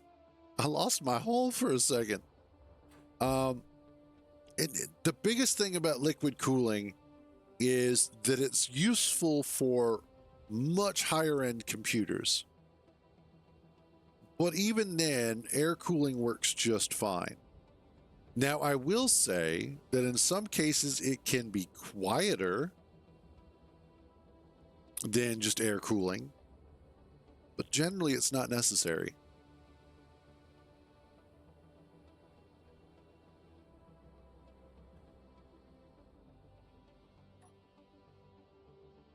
All right, now the fun part. We have done all of the major work.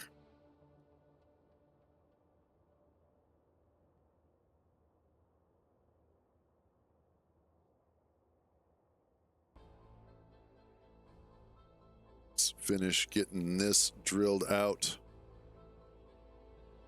Yeah. You know what I miss is having a DVD or CD-ROM drive and listening to that son of a bitch spin up.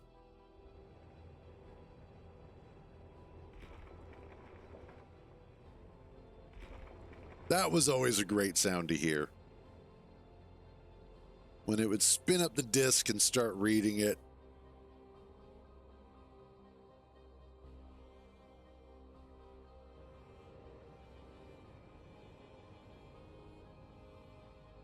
All right. Yes.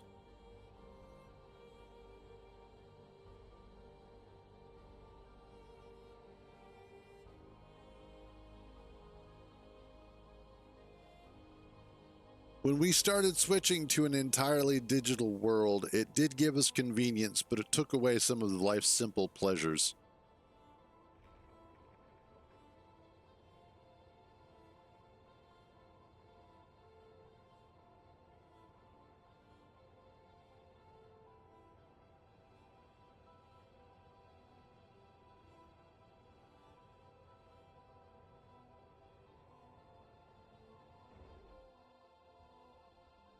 Nice.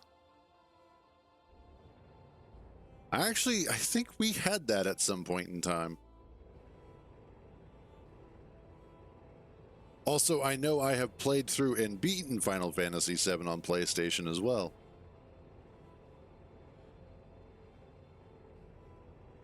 Also, I'm not sure if this is going to be considered a hot take or not, but the PlayStation 1 version of Tony Hawk Pro Skater 3, in my opinion, is better than the PS2 version of Tony Hawk Pro Skater 3.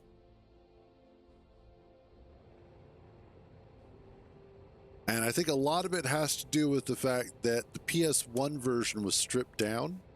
And so they had to make a lot of the skate courses much tighter. And so because of that, it made the courses a lot more interesting and a lot more fun. With the PlayStation 2 version of Tony Hawk Pro Skater 3, they spread everything out more. And so there was a lot more downtime between tricking areas.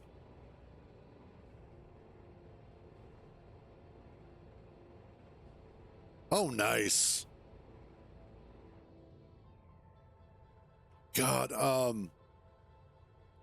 so the art school that I went to for digital animation, one of the guys that graduated from there was actually one of the artists that worked on Final Fantasy Advent Children, the movie, and they were super proud about that too, which is cool. Like that gives some legitimacy to the school. It's such a shame though. Like the lady who ran it, you could definitely tell it wasn't so much as a passion project for her as it was just a business. She was nice though. I'll grant her that much.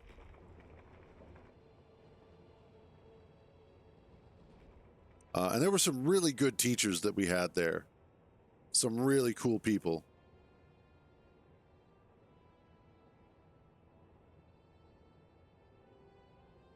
But I do remember when that movie came out, there was a lot of hype around it. And I think what made it so interesting as a Final Fantasy movie is that it didn't feel like all of the other Final Fantasies before it. And that's probably also what kind of hurt it. In a way, it's sort of like the Death Stranding effect. In hindsight, going back and watching it, you can better appreciate it for what it is.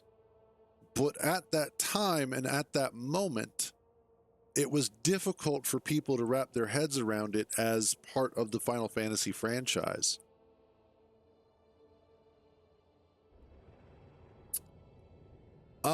If I remember correctly, because it's been a long time and it was a lot of marijuana ago, the reason why Cloud and Sephiroth are brothers is because they're actually, if I remember correctly, both created from the DNA of Genova.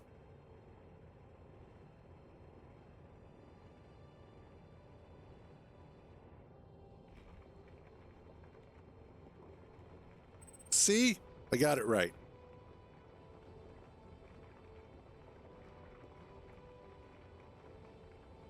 Oh, whoops. That is the wrong ones.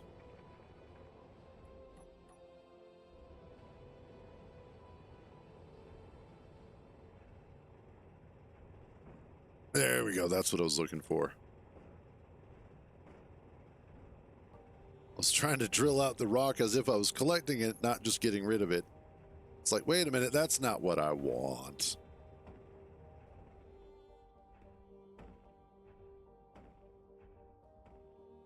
Now, what's interesting about all of that is that there's also that whole bit with Cloud kind of copying his image off of somebody else who was in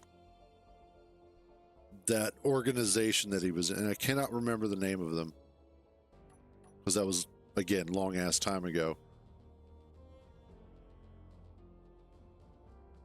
Kinda, yeah. And when you look at, surprisingly, when you look at a lot of Final Fantasy, all of Final Fantasy has religious connotations or takes inspiration from historical fiction.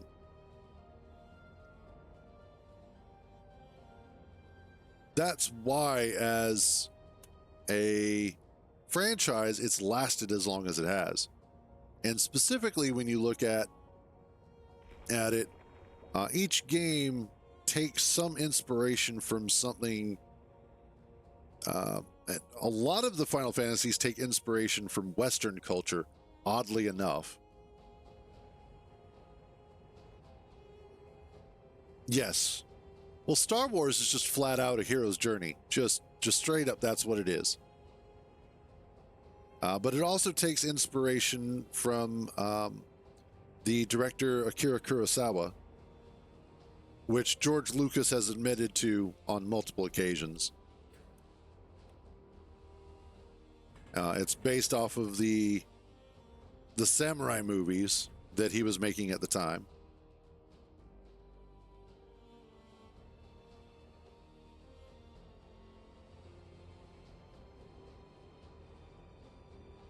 But also there's a lot of like Greek tragedy in there as well.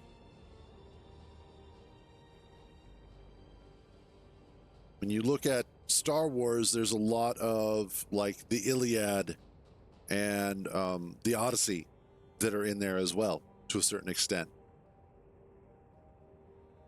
A lot of the Greek playwrights and their work that has informed literature throughout the ages.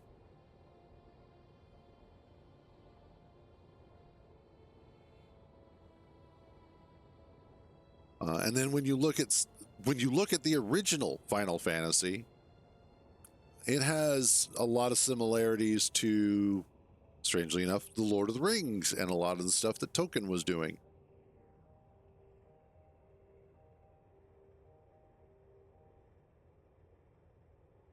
So My favorite Final Fantasy, though, my favorite Final Fantasy is still Final Fantasy 3 / Final Fantasy 6, depending on where you're playing it from. That one still holds a special place in my heart.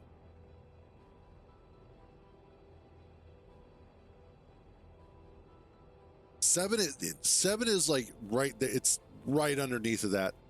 And then I would also say Final Fantasy 15 is really good as well. I actually really enjoyed that one. However, the one JRPG that I will put above that in a heartbeat, nice. But the one JRPG that I actually like more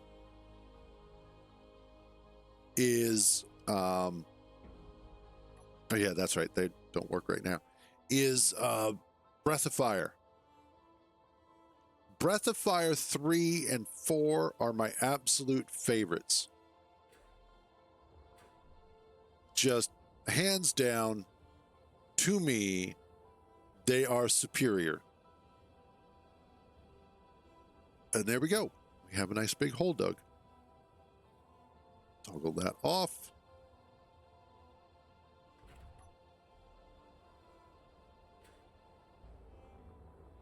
And get these turned back on. Yes. Answer. Now that that's over with.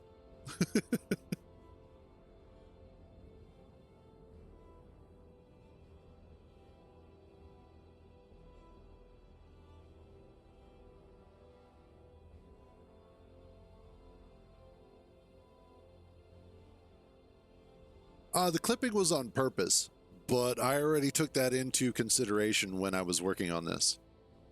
So no, it should be fine.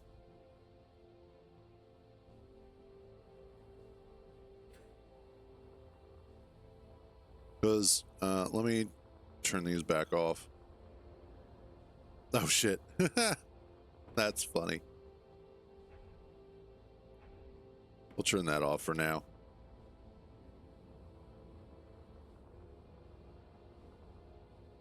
Okay, so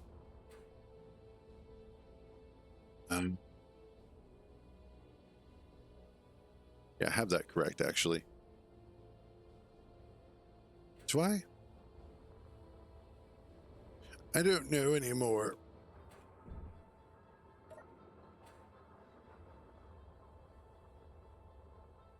Okay, let's turn you back on. Yeah, so the clipping is on purpose because that already takes into consideration the 2 blocks that I need for this. So this actually is all correct because that's going to be the 3x3 floors. Oh, wait, you're right. Well, that's not a problem.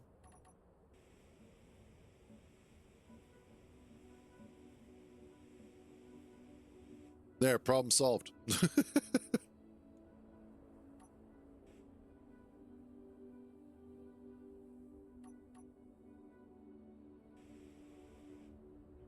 Then just gotta turn on camp again. Camp makes the things go away and we're good. Problem solved. For now.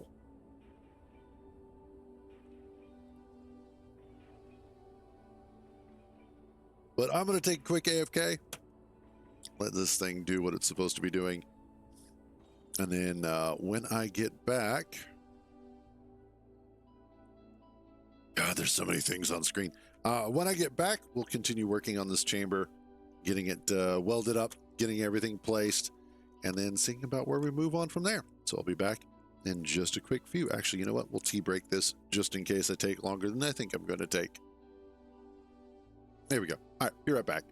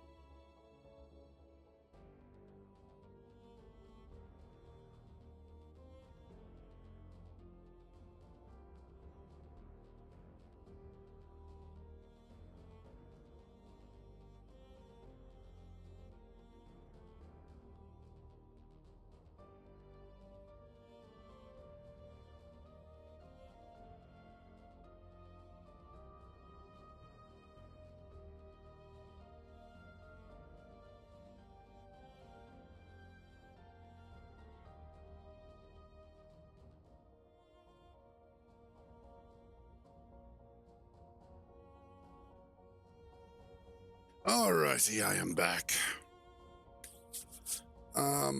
Let's see. Fade that out.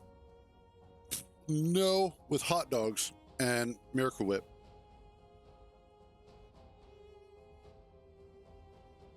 God, I haven't had chicken fried steak in a little while. Actually, what I need is to kind of dig some stuff out because I have. Actually, hold on a second.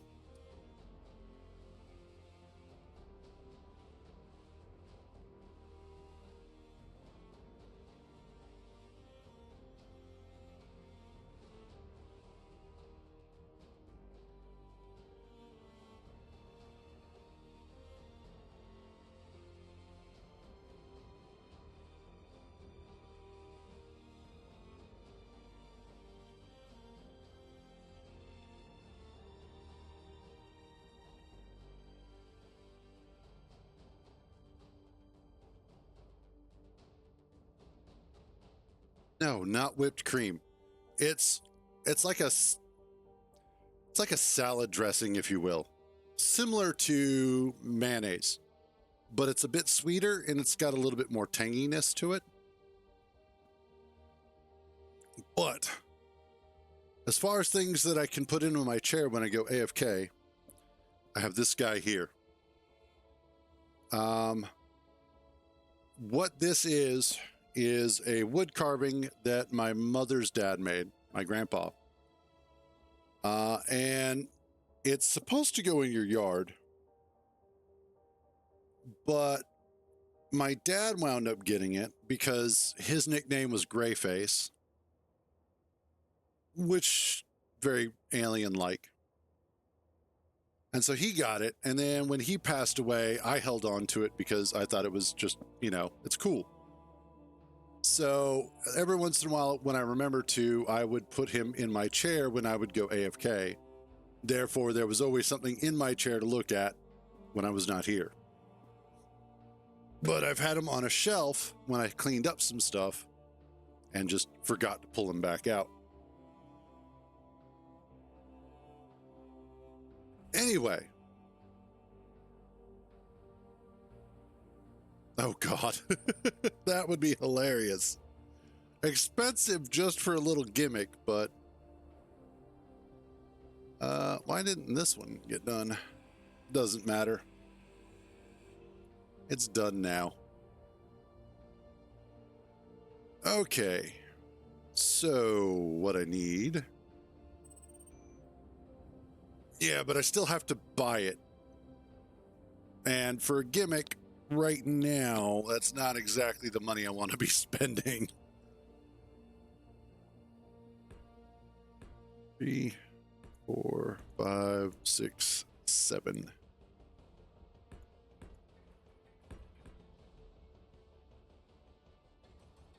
And then...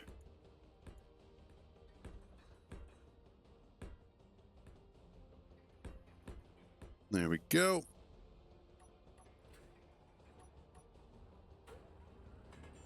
And I clean this up just a tad bit. Whoops. There we are. Then we put you in here.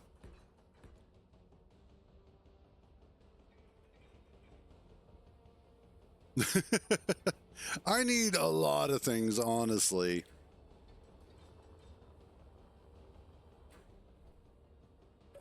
The problem is, I'd have to pay for the P.O. box. I can't afford a P.O. box. Actually, how much does... Let's see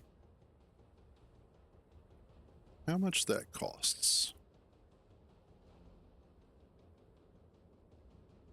P.O. box.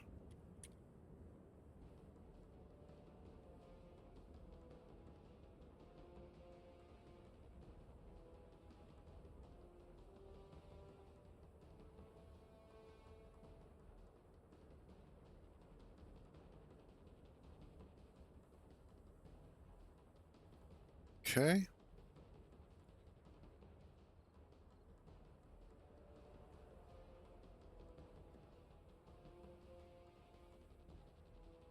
Okay, but how much does it cost?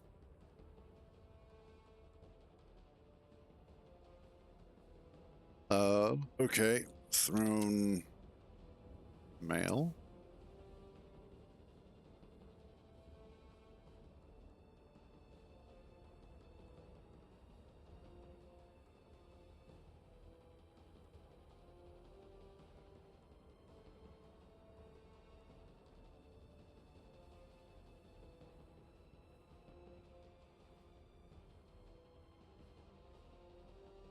Okay, I'll take a look at that. Not throne mail. Okay. I'll figure it out. I was looking for something. Interior plate. That's what I was looking for. Look at you. You're so pretty.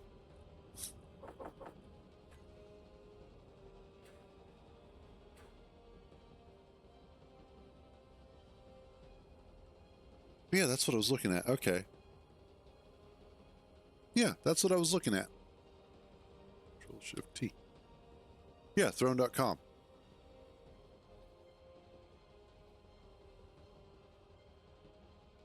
It's help though. I just want. Okay. We'll take a look at that later. Okay.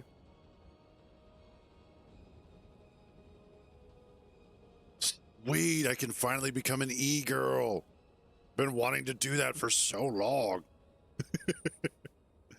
All right, boys, start sending me stuff. I promise I'll show you my tatas. Later. Eventually. Maybe. No, I said I wasn't doing one. For the sake of everybody else's sanity, it's a bad idea if I do an only feat. Mostly because I don't think there's a camera large enough to capture mine. But also because they're in a sorry state right now.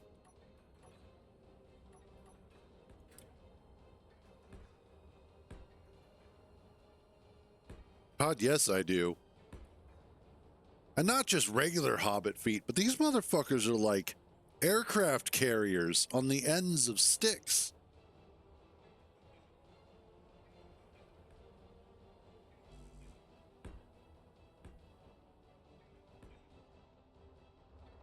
Okay.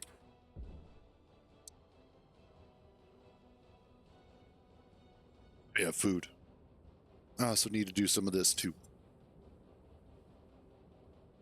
Spread the Miracle Whip around.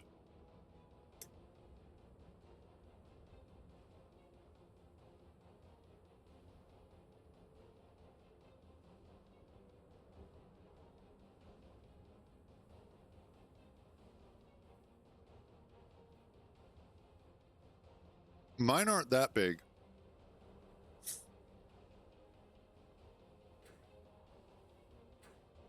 Mine are only size 16, but still. That is a ridiculous size.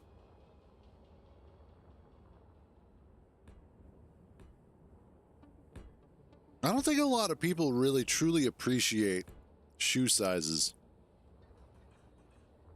Hey, what's up, Dots?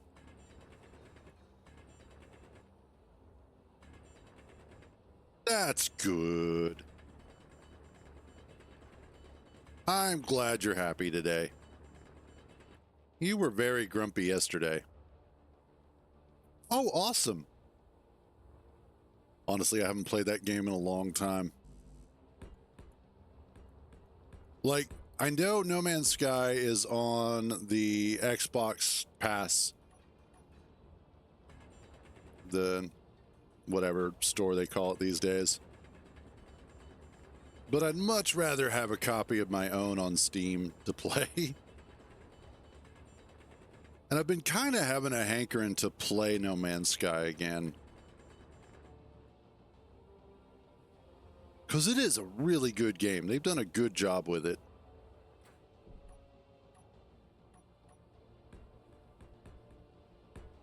But between Space Engineers and Dune. Excuse me.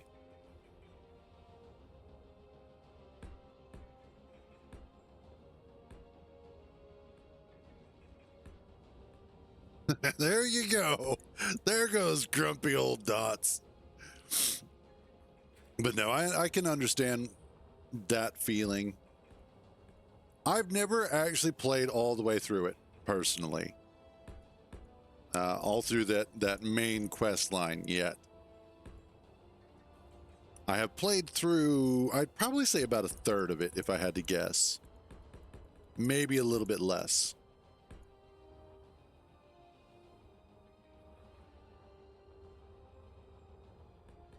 But again, for me, it's, you know,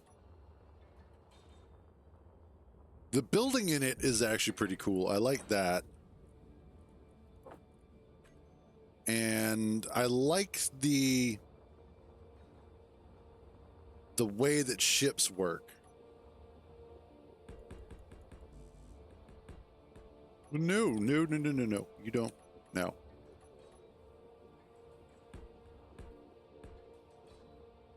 There we go. And then I just need to get this up here.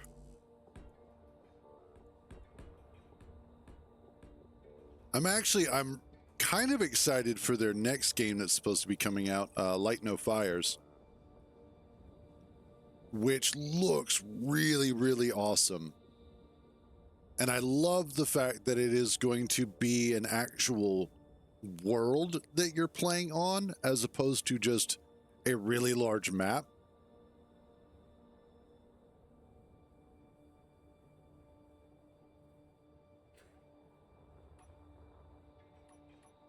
There we go.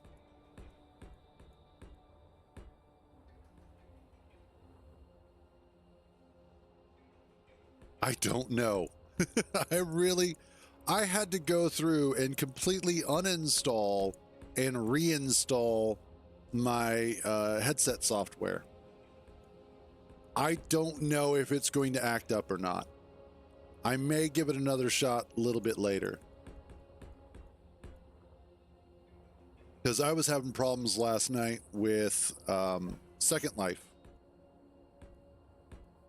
Was trying to hang out with a friend and my mic just wouldn't work. And man, I was getting more and more pissed off. I was like, and it's funny too, because when you go to uninstall Razer's software, they're like, hey, why are you uninstalling? And I was pissed. So I left them a review. It was like, I am tired of, I have to uninstall your fucking software if I want to fix this. And I just went off. And then I reinstalled it. And then, of course, I have to sign into that stupid account. So I signed into that. And, of course, it doesn't work the first time. So I have to close that out and then start it back up again and then re-sign in. And then all of a sudden, it's like, oh, you're signing in. Yeah, no problem. We know who you are. It's like, oh, you son of a bitch. I am about to have a moment. So I got that all squared away. And of course, I still had to fix it in OBS this morning before I got started, but I made sure to test it before I got started. So it's been a thing the entire time.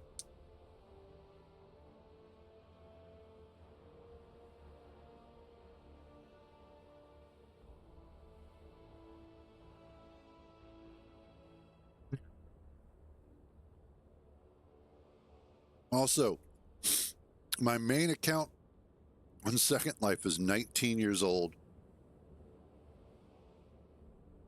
I've had her on there for a long ass time.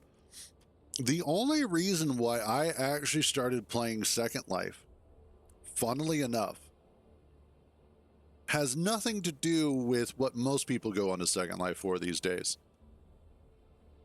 The reason why I started on Second Life was because at the time, my account for World of Warcraft had expired, and I didn't have enough money at the time to renew it. but I was looking for people that role played World of Warcraft. And when I did a search, the thing that came up was Second Life. And I was like, cool, I'll go look for that. And of course, I started it up, made my character and whatnot, and then was tweaking some stuff and making my own clothing and using all the free shit that they give you. And I actually was walking around the mainland for a while, and I came across somebody who was pretty cool. We talked for a bit. I don't even remember who that person was these days. But these days, I mostly just hop on there because a friend of mine wants me to do some landscaping work for somebody. Or I'm looking for slutty clothes. That's about it. Yeah. And I have done so much in that damn game. I have done a lot of things. I used to be a stripper. I used to be a stripper in Second Life. I was damn good at it. Also used to be an escort in Second Life as well. Was also really good at it. Nice.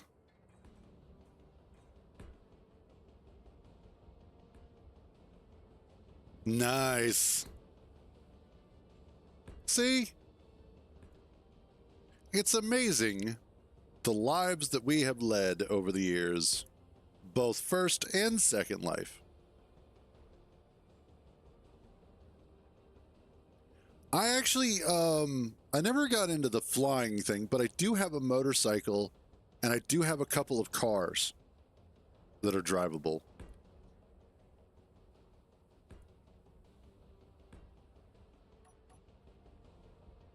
Okay.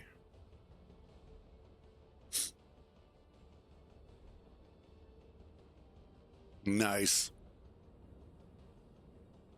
Useful skills, though, if I'm being honest. What am I lacking? No, more of that.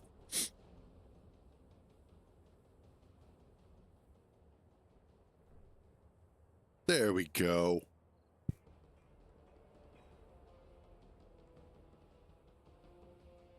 Oh, wow.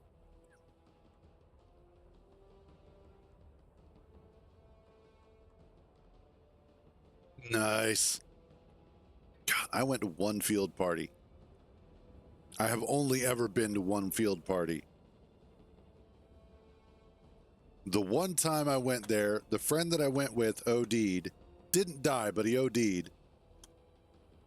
I lost $50 because of him. And then just generally was like, well, okay, that thing happened. I am using Camp. C-A-M-P.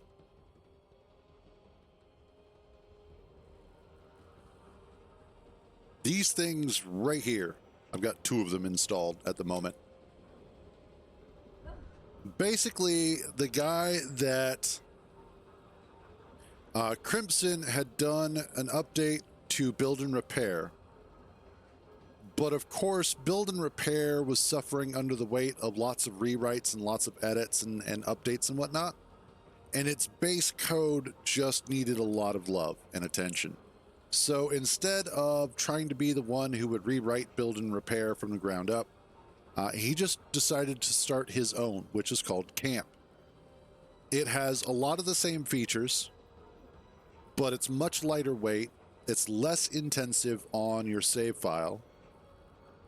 And it has a lot of features that people have wanted and a lot of the options people have wanted, but it just works so much better. And actually, let me see about pulling up.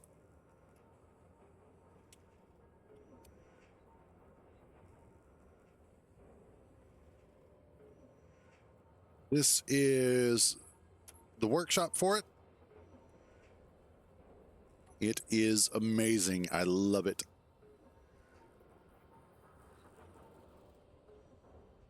Yeah, and this is actually a good direction to go in. What I recommend, you can actually swap over very easily. There's very little issue with just taking out build and repair and throwing camp in because it's the same size. So you can just replace that block very easily. It has a lot of the same options. Yeah, that's going to be fine. That's not a big deal. One of the other things that I like about camp, and actually, I really only need 2 of them. And the reason why I have 2 of them set up is very simple. And this is something that I've noticed over time.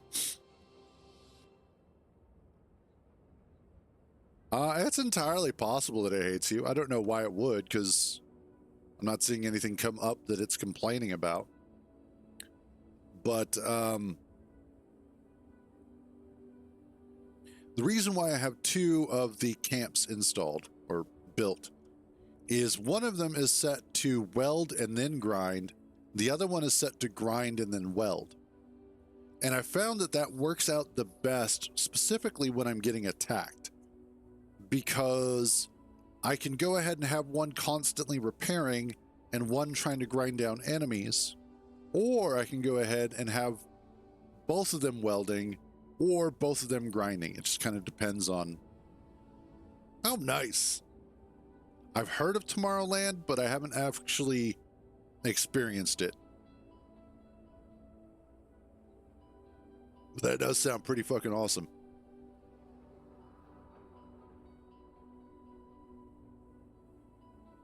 Actually, you know what? Wait, why are you not finished? Oh, I bet it's the interior plates.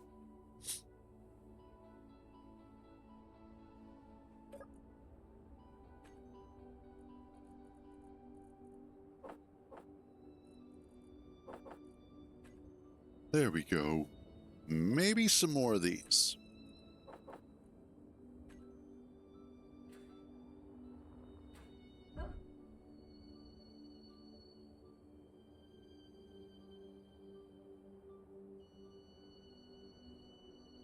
Holy shit. That sounds like that's going to be fun.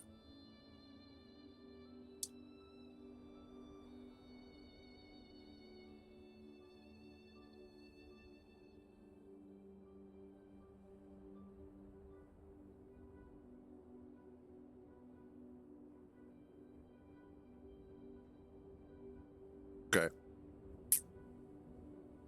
I think I'm reaching that distraction point. So we're going to wrap up Space Engineers, and we're going to see. You're going to have a great time. You're going to love it. Probably the first few minutes, it's going to be like, oh my God, this is too many people. And then you're going to get the DJing going. And then you're just going to be like, yeah, this fucking rocks. And you're going to love it. Just remember one thing. When you're DJing out there, if you start getting nervous or you start getting a little overwhelmed, I want you to remember one very important thing. One thing that is going to save you through all of that. PP! And after that, everything else should be a breeze. Well, I know. Pants are optional. Pants are always optional. Could even wear a kilt, you know? All right, let's see if Dune is going to be nice to me today. If not, I'm going to have a shit fit. Oh, good.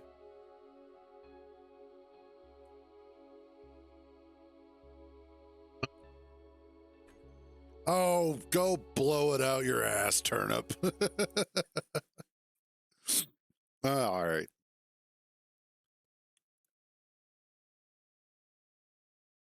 Okay.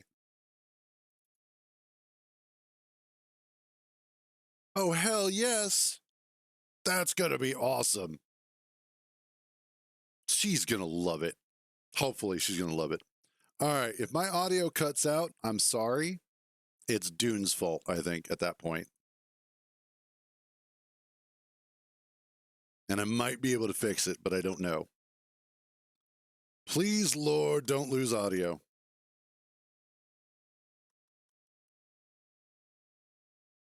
Come on, load up. All right, while it's loading up, I'll be right back.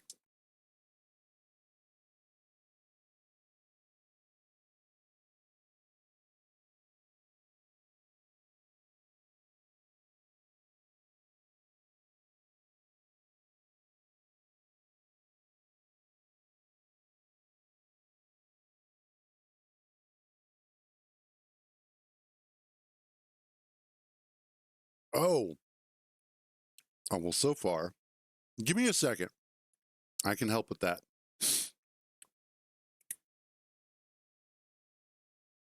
Once this loads up, kind of testing something, but we can hop back real quick because that's an easy thing.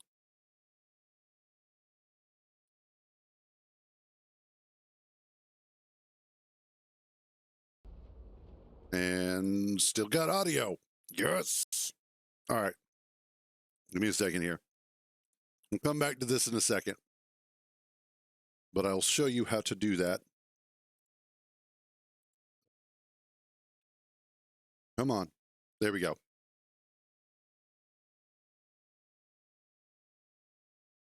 So in order to disassemble your tools with the assembler, do I have an easy way to show that? That won't take 5 minutes to load. Actually, yes, kind of I do. Oh, hell, we'll just load this up. So when you're looking at the assembler panel, and I will show this, there, just to answer this question, and then we'll go back to Dune.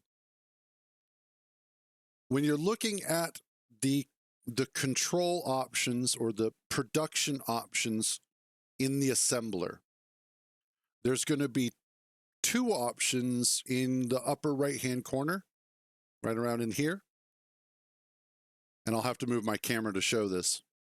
But one is going to be assemble, and the other is going to be disassemble. Disassemble, you're going to want to click on, and that will tell the assembler that you're now going to destroy stuff. But let me get loaded, and I'll show you how that works.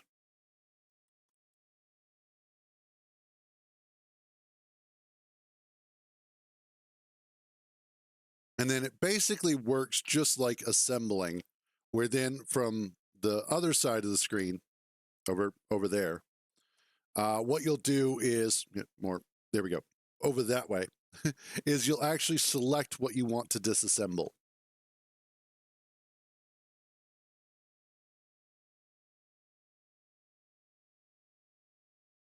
And almost there. Okay. So what you would do, and I will move my camera here. Webcam off. Okay.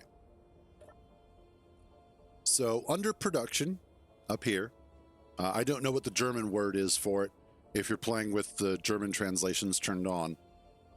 But under production, when you're looking at this screen, and let's close all this stuff off. Up here, you have these two buttons. You have assembling. Oh, I know why. Basic assembler. Turn those off. Okay, so you have assembling, which is going to build your stuff. And you have disassembling, which is going to be disassembling or destroying the stuff.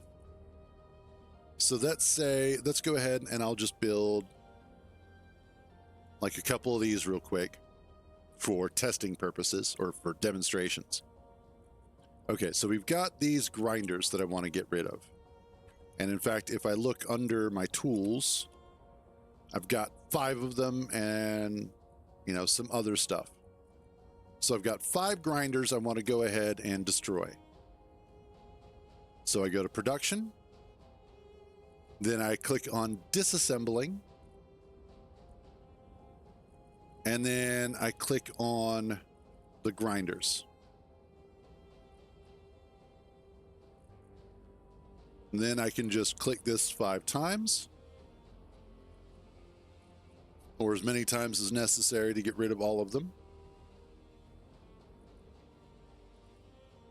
Okay, so, and it's out. So I can just right click and take that out of the queue.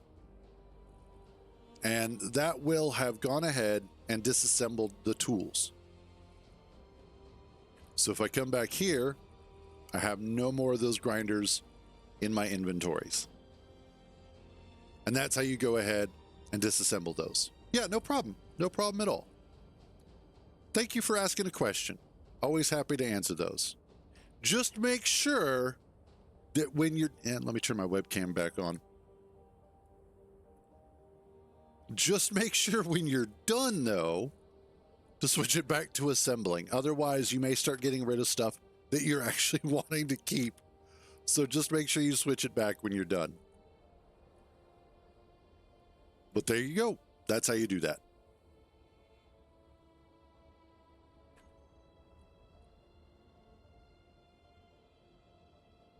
Okay, anyway, save.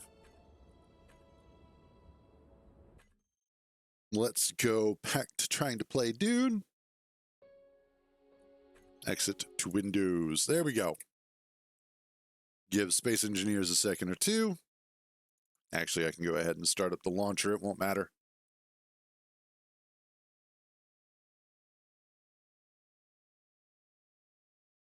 And launch.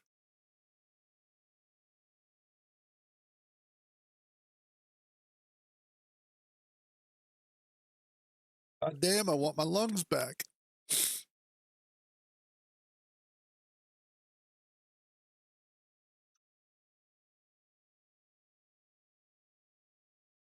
Finish my lunch while I'm at it.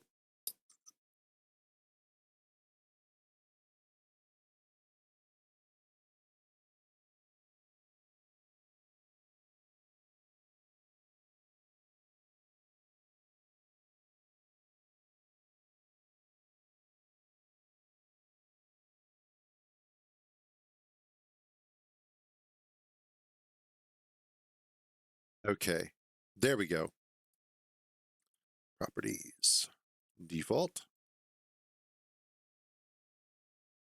and audio controller game.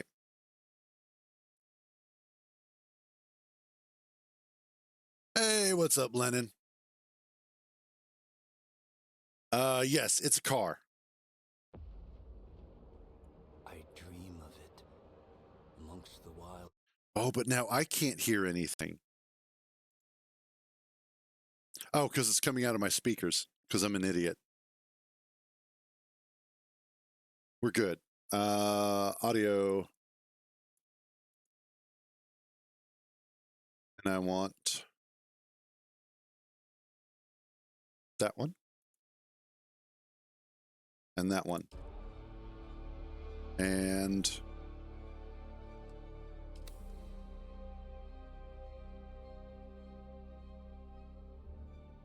I don't hear it.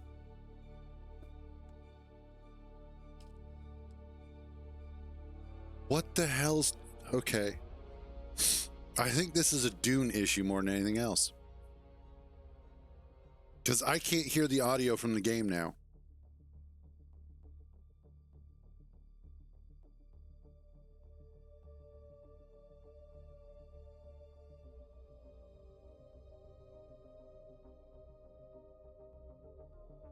We'll see what happens when we get into game.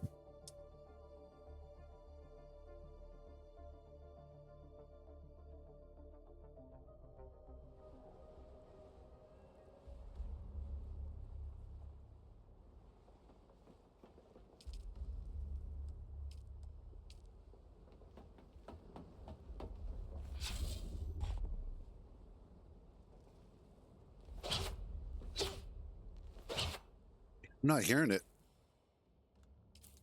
I know you guys can because I'm watching the audio meter and it's doing its thing, but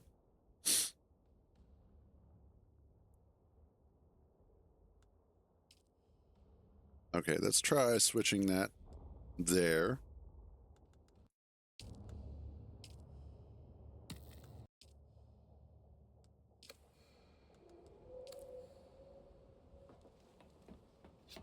Yeah, I've got nothing. That is the weirdest shit. Like, I know you guys can hear me, maybe. Yeah. So I know you guys can hear me, but I can't hear the game.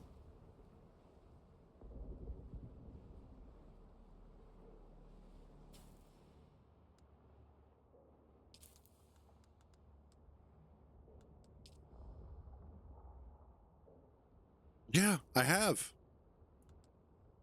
I even uninstalled my audio software last night and reinstalled it.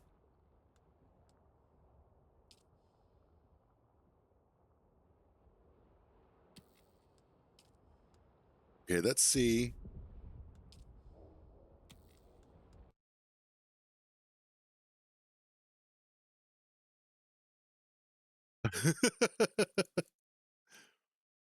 No, this is truly a frustrating situation.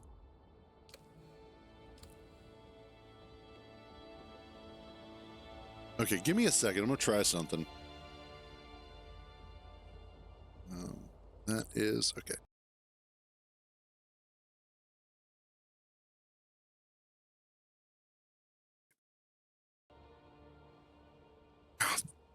There goes. There we go. Okay, I can actually hear now. Okay, cool. Yeah, I know I need to change the category. I was just seeing if it was going to work first. All right. Dune Awakening.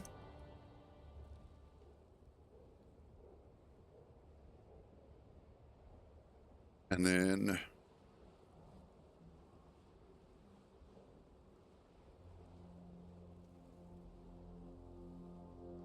Dune Awakening. There we go. We are not modded. There we go.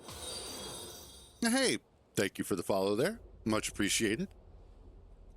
Actually, no, I can hear the game now.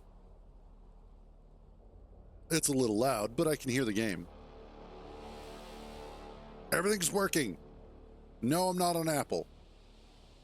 Fuck Apple. There we go. We're now all up and running. I can hear the audio. You guys can hear the audio.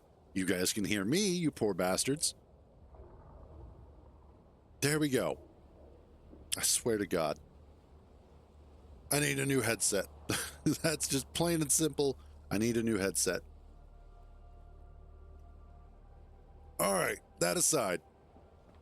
So what I'm working on, and what I have been working on now, is I'm getting together the parts for the carrier. So far, I have the chassis, the engine, and then the 8 wings that I'm going to need for it. I still need a fuck of a lot of parts. Like, so many parts. Now, the 2 biggest components for this are spice and plastanium.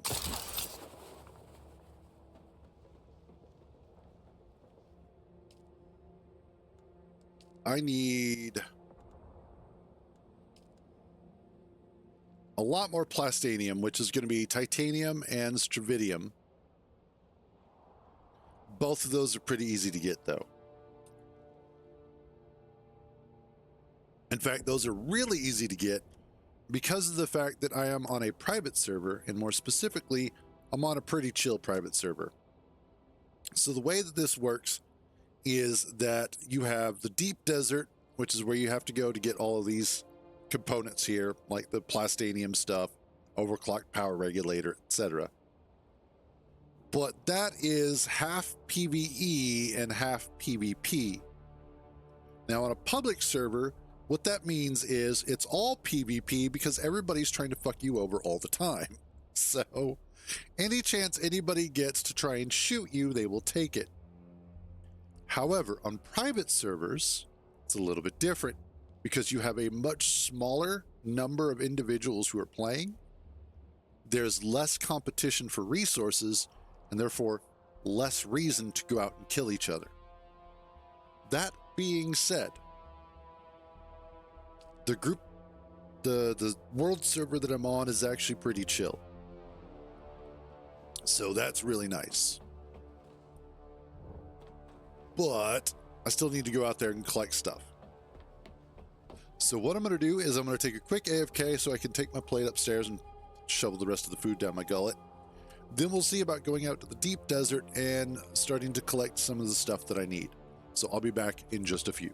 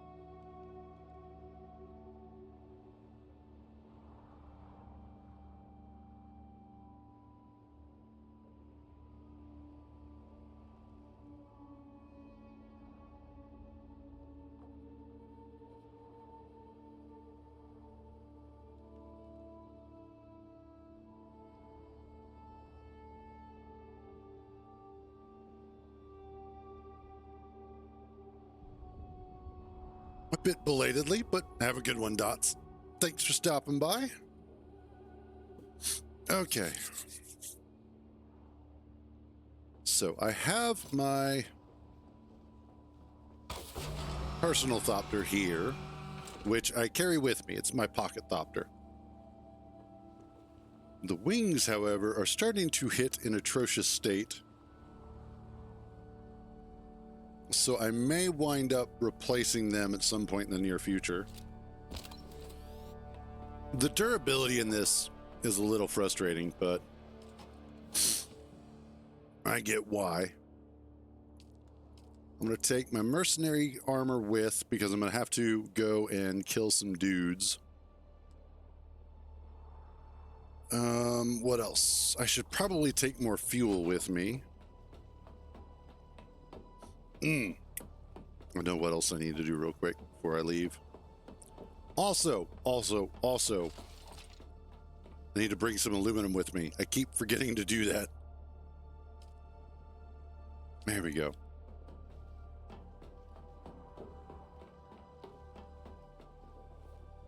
And specifically, we're going to put some of that in the assault thopter because we're going to be taking that out with us.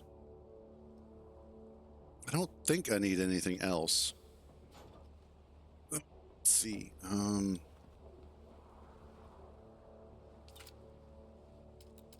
Storage. What do you need? Oh yeah, we'll be fine. Cool. That's all I need to take with me. Because now I already have silicone blocks out there.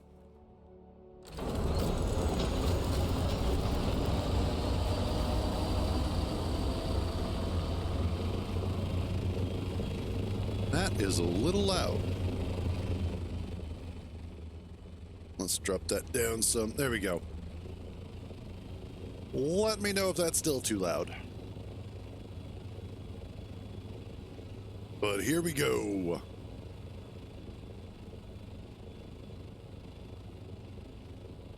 Now, of course, I know for some people watching, it's terribly boring. It's like, oh, you're not going to go fight other players? Fuck no, I'm not. I'm terrible at PvP. And I've watched videos of the PvP for this game.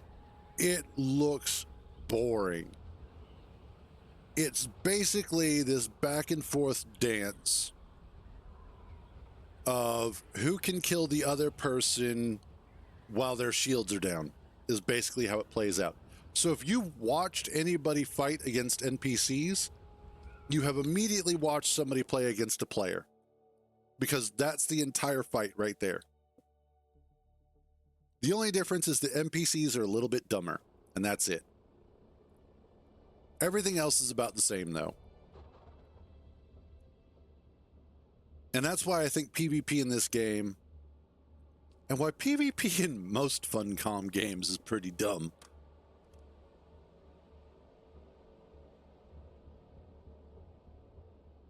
Because PvP in Conan Exiles was about the same as well. It was like, okay, who has more of a throwable object? Who has more of this particular thing or that particular thing? Who has the better weapon? There's just so much in the PvP for this that makes it not fun. Also, there was a base I wanted to check out here. A guy has been working on a Colosseum build for a little while, for the past couple of days. And he's been talking it up, so I wanted to go by and check it out at some point. So what we're going to do is we're going to head out to our desert base, our deep desert base here, to drop off the aluminum and the assault thopter. And then we're going to see about hitting up a testing station, possibly. Because specifically what I want to do is try and collect some of the other, some of the other materials that I'm missing for the carrier.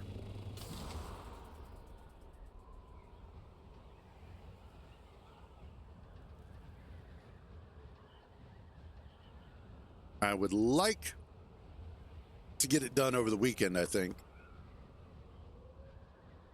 I don't know if I'll be able to, but I would like to have it done by the weekend or over the weekend. And I believe, if I remember correctly, not only can the carrier pick up the spice crawler, but it should also be able to pick up buggies. And the reason why that's important is because that then allows us to transport a buggy to the Titanium and Stravidium Islands, as I like to call them, to gather much larger amounts of those resources and then be able to move them either back to our main base or eventually start setting up the utilities here in the deep desert to just do it out here and then move the finished product back, which is eventually sort of the direction we'll be going in.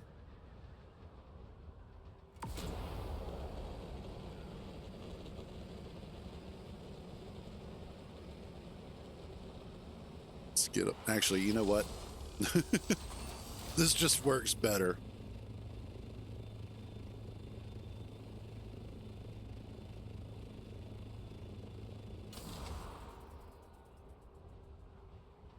There we go. And while we're out here,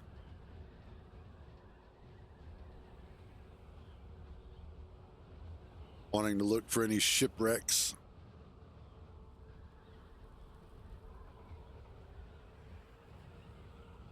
As shipwrecks are incredibly beneficial. There's my horizon line.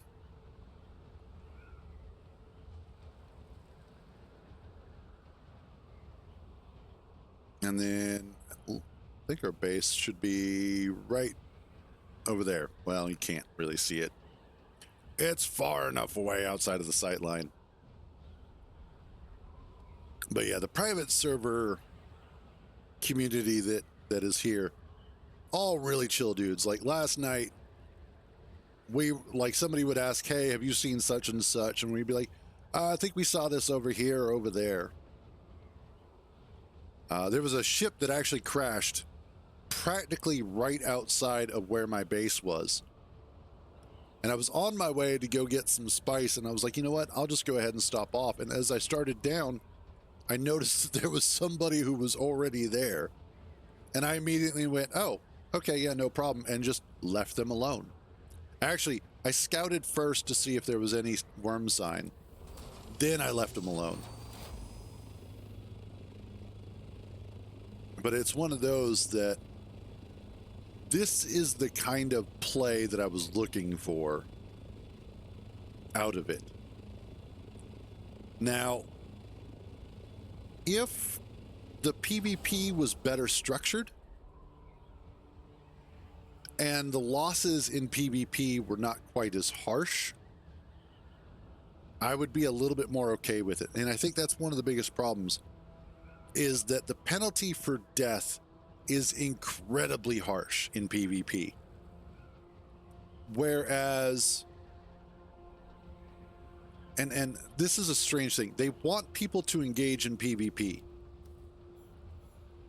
but everything else is trying to destroy you as well. If you die to a storm, you lose everything. If you die to a sandworm, you lose everything. If you die in PvP, you lose mostly everything. So the game is so strictly punishing for making a mistake that it makes people not necessarily want to engage with PvP. And I don't blame them.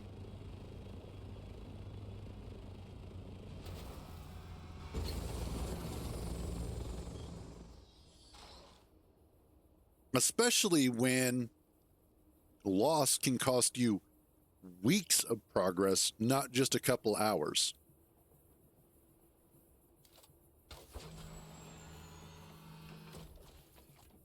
So what we're going to do here is I need to move over that. Awesome.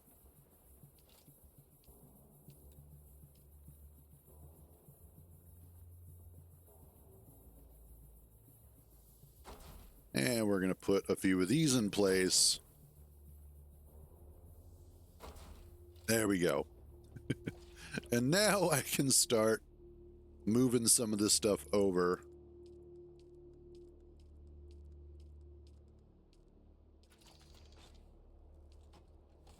Assault Thopter.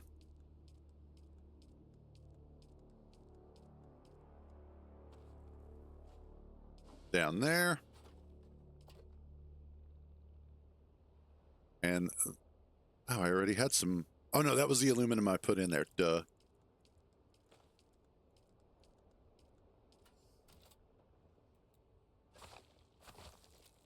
There we go.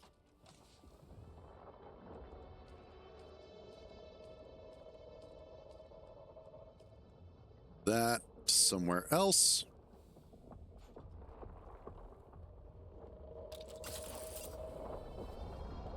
Oh, I just missed it.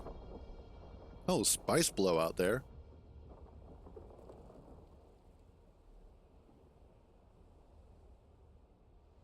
Any others that are showing up? Not really.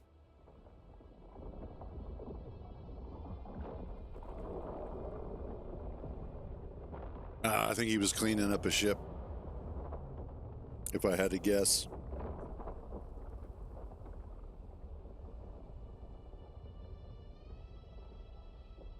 I do like the sandworms. I think they're really cool. They could use better animations, though. But beyond that, they're pretty cool. All right, let's finish moving some stuff around. We'll move you in a second. Drop that off. Okay, you're cool. Ah, here we go. Move this crap.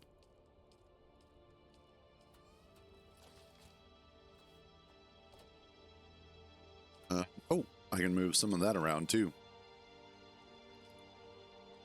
No, we'll leave you there.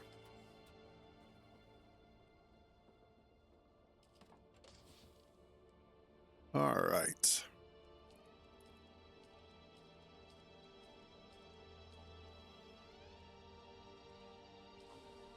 This will help us take better stock of what we have available to work with.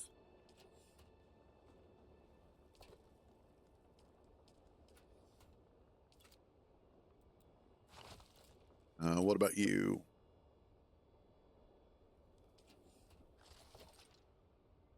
Cool. Okay. So now that we've kind of cleaned things up a little bit,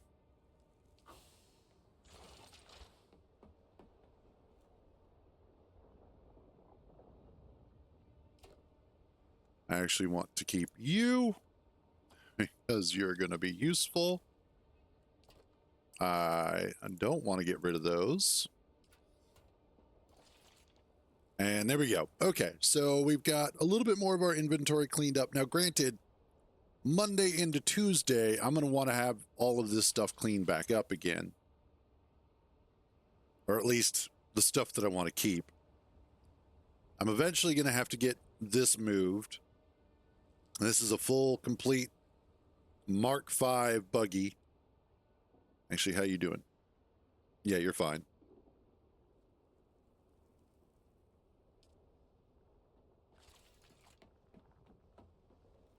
But for now,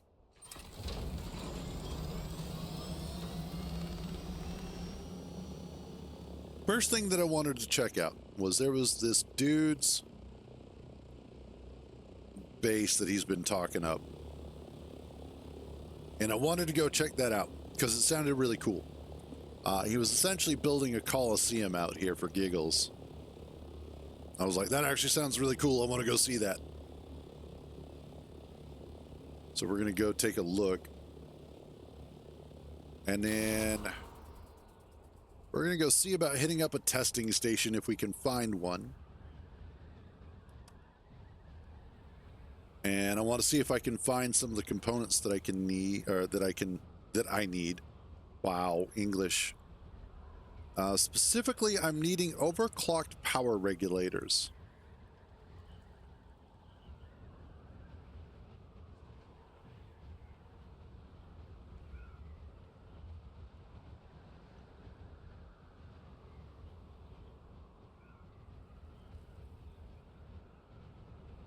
And it just tells me that it can be found in the deep desert. It doesn't tell me where. Like, that's part of the problem with a lot of the information online, is that it will be like, hey, you can find this in this giant area.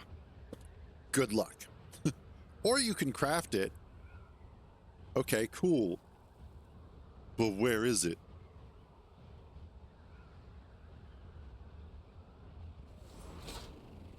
I wonder if that's the base that he's talking about.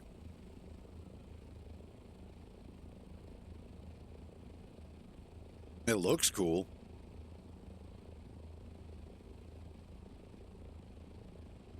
An assault copter in there, definitely. Or is that a carrier?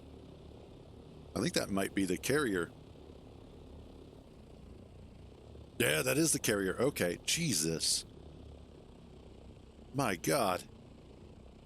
It's huge. Goes a buggy in there. That's a cool looking base, though. I'll give them that. That is awesome looking. Although I don't think that's the one that they were talking about. That looks like another carrier in there.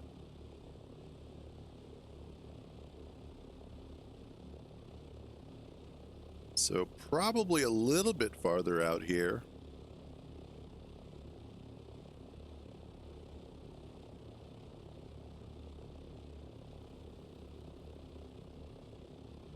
Like, I'm kind of tempted to actually go ahead and spend the Solaris that we have to try and get the Atreides construction materials, the Atreides construction set.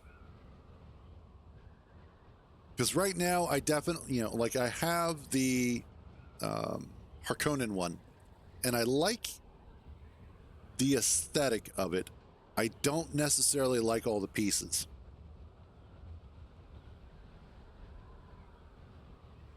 The Atreides one feels better.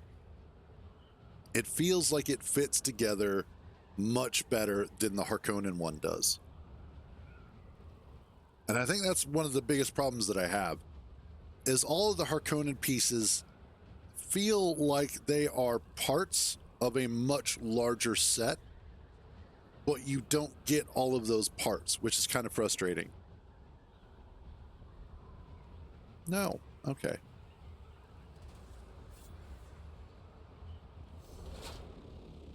I don't see where this base is. He said it was an E6, but I don't see it. Oh well. All right, we're actually going to go ahead and head back south. Specifically, oh, wait, nope. We are heading down here.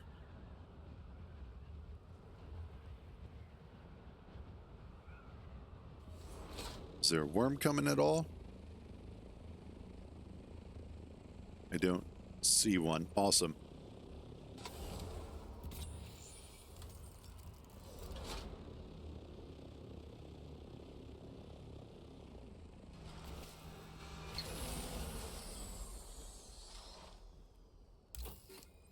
Open this up.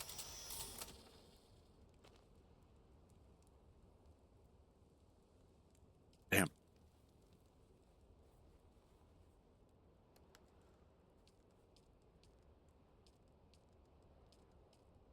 Yep. Awesome. Give me the rest of this. Oh, come on.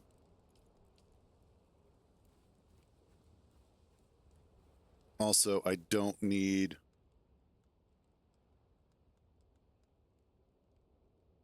Oh, no. Doesn't matter.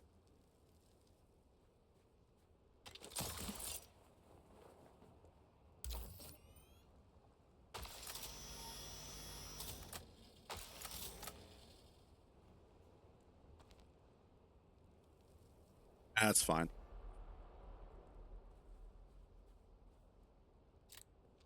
Okay, let's get up out of here.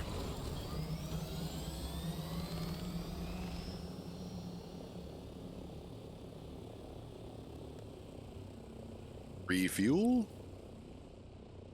Okay.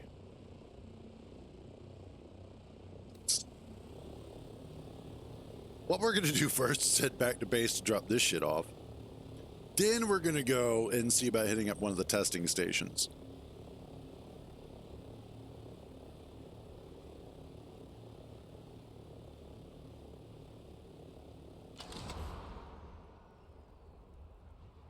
Now, if I had Kintar with me, or just if I had somebody else from the guild out here with me, what I could potentially do is essentially disassemble our buggy,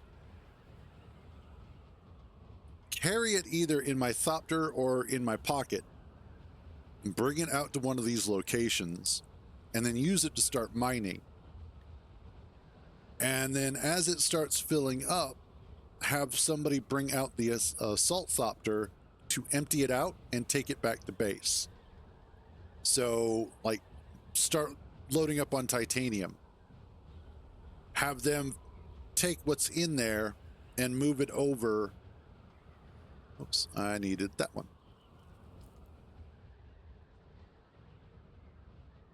There we go. And have them take it back to our base. And so that way, I can very easily do a whole bunch of mining, empty out what I need to empty out,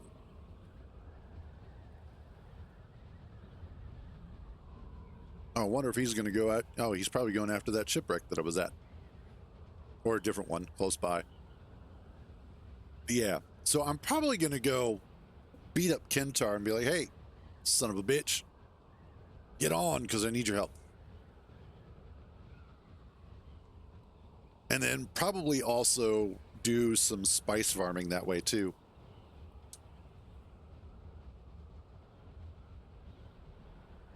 Because really those are the only two large scale materials that we need. Everything else is just like, I need 30 of this or I need 40 of that.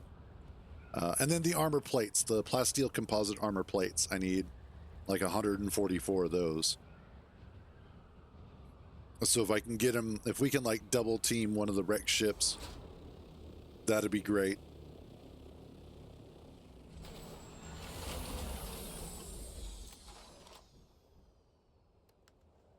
I want you back.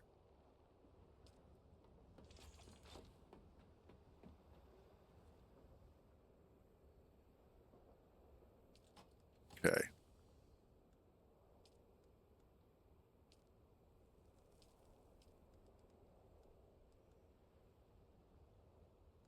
No. Do I have all the parts? I do. Awesome. Let's just move everything like that.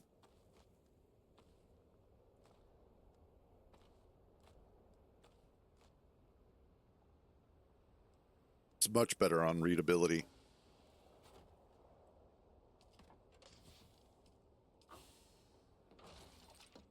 Then I want to grab the spice out of here.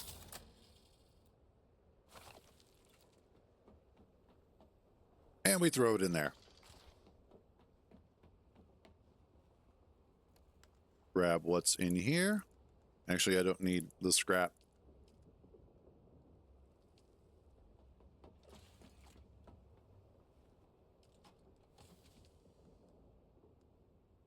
And the Servox. Awesome. Actually, this is just a lot of really good stuff anyway. Like a lot of this is really going to go towards upgrades for equipment, especially when I start hitting the Mark 6 stuff more frequently. Okay. We've got all that taken care of.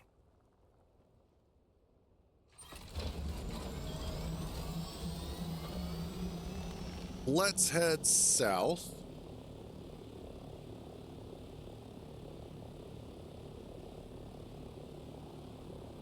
We're going to head back to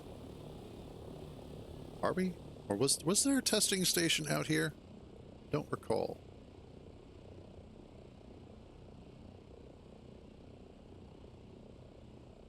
That control point. Hey, what's up, Grumpy? How you doing, buddy?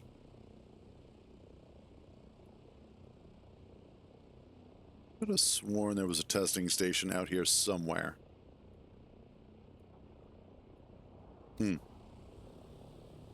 Let's just head south and we'll go hit up what's out here.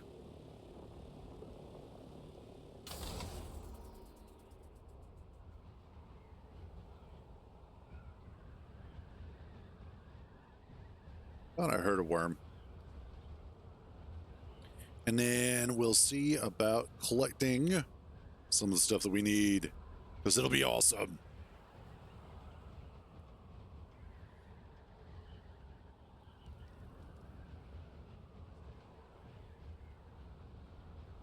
We're currently in the deep desert. We're heading south so that we can go look for one of the testing stations in the shield wall area. I need to try and collect some parts from it. And I don't feel like trying to mess around with the wrecked ships because they are a pain in the ass and I oftentimes lose more than I gain out there, so. I know, right? That would be awesome. Also, and this is the funny thing, one of the tooltips that they have when you're loading comments on the lasgun shield reaction in the Dune universe. And yet, they have a lasgun in this game that you can shoot at people that does not do the thing that they tell you it should be doing. So if somebody shoots me with a las gun and I have my shield up, there's supposed to be the opportunity or the chance that we will both blow up in a massive nuclear reaction. Or it'll just kill us both instantly. But neither of those things are true. It's really disappointing. If I've got a shield and somebody uses a las gun on me, I want it to potentially blow up everybody within 6 kilometers. I think that would be hilarious.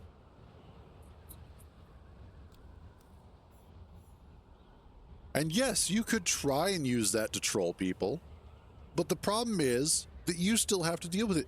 In fact, I think it would be even funnier, and it would be even better, that if you are the cause of the explosion, that your restart or your respawn timer should be longer than everybody else's who is a victim of it. So if, let's say, my friend and I decide that we wanted to go ahead and troll the entire deep desert by doing a shield las gun reaction, and it actually does go nuclear and wipe everybody out, then everybody else should have like a 1-minute respawn timer or 30 seconds. And ours should be like 5 minutes. I think that would be fair. Because that'll give everybody enough time to come in, collect their stuff, and then potentially leave the area. Also, I think it would be great if it actually just automatically deleted your shield and the other person's las gun. Just straight up, nope, you don't get that anymore. You use them to blow yourselves up in an atomic reaction, they cease to exist. I would be totally A-okay with that. Let's actually go ahead and check the wreck.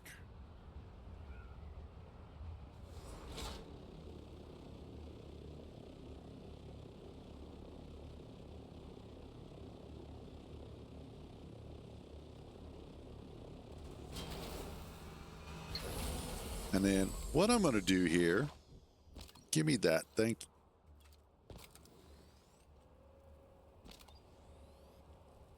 Inventory not empty, what?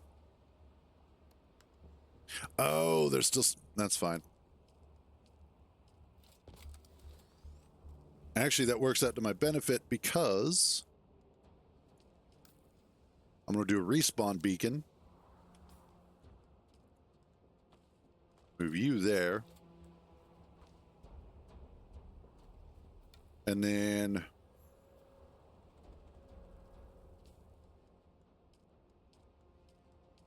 swap out to my armor.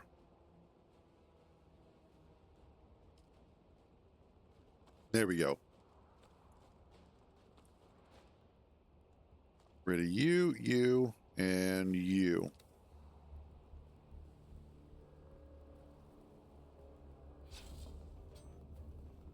Let's do this.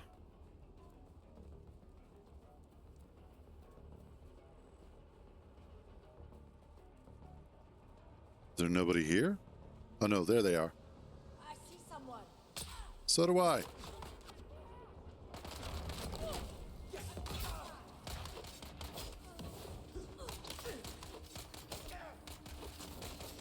Ah. Of course their guns are like, nope, your shield disappears now. Nope, you're dead.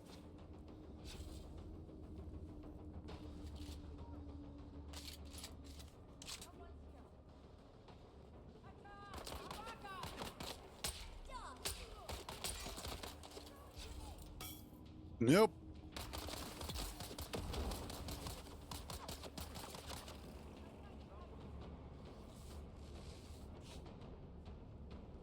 Okay, there we go.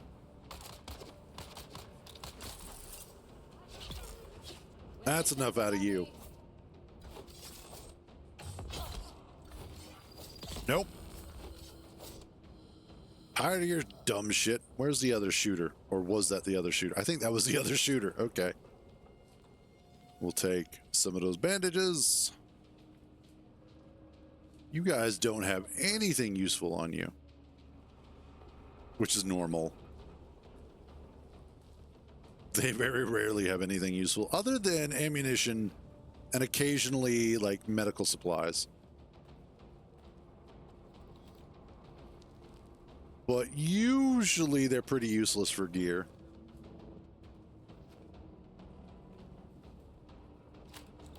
What do you have?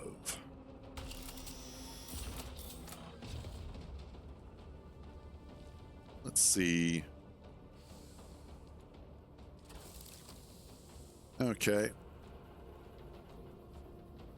Not what I'm looking for.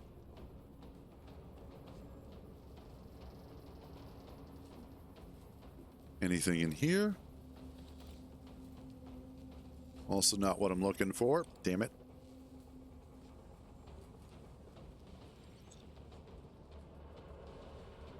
And no, nothing there. Who's there? Hi. Shields up! I need backup.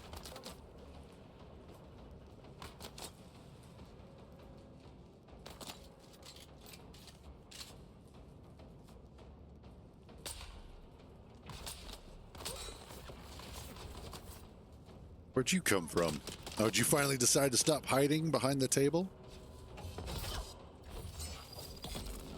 Haha. Get fucked.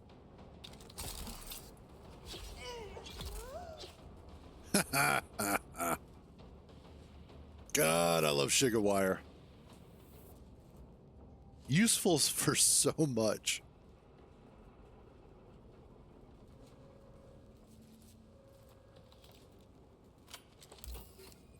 And pop these.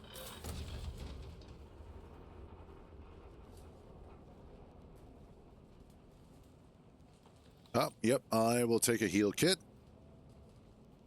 Ooh, speaking of, I should probably also heal my kit.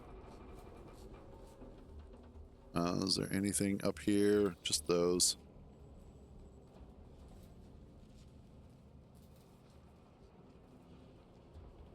And then sometimes there's some peeps in here, sometimes not.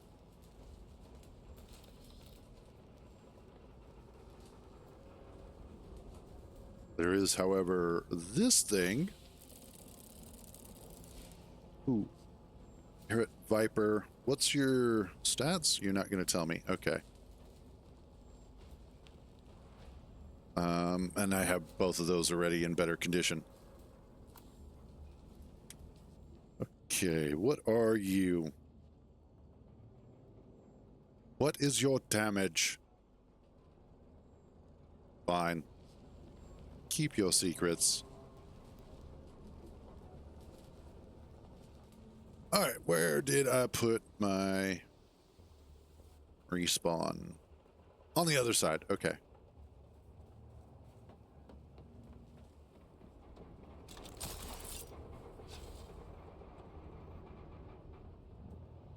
I do love the sounds. Like, they've done a really good job with the overall sound design in this.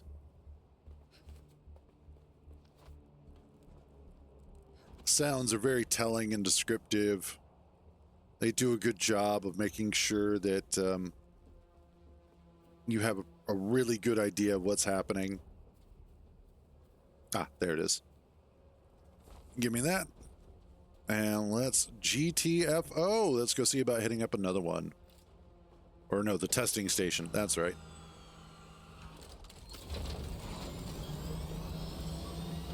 Which was this way. Down there.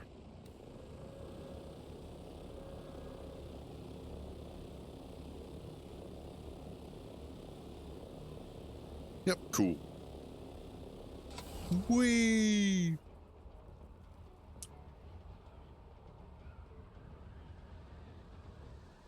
Good Lord, I think I need a new set of lungs. Oh, I need a clone is what I need.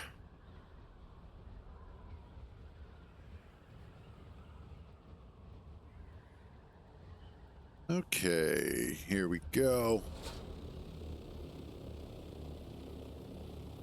testing station is going to be down here, which, whilst annoying, are not impossible. So I won't immediately put out my respawn thingy. That's the technical term for it, respawn thingy.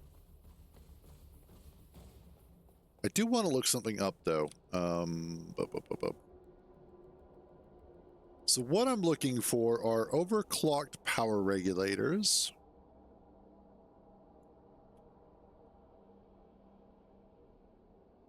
Dune Awakening.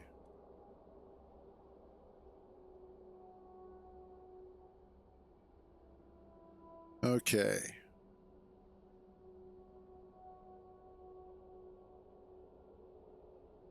You can farm. Okay, so it looks like they do come from shipwrecks. Not crashed ships, which are different. The crashed ships are the ones that fall out of the sky. Shipwrecks are like what I was just inside.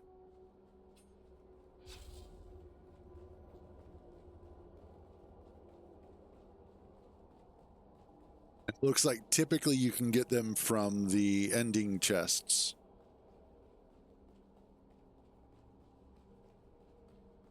I should probably drink some water. So I don't know if I actually want to do this place or not. You know what? Actually, on second thought, because there's nothing in here that I explicitly need at the moment. I need those overclocked regulators more than anything else. So we will go back to base real quick, drop off what we have, then go search for shipwrecks out in the desert.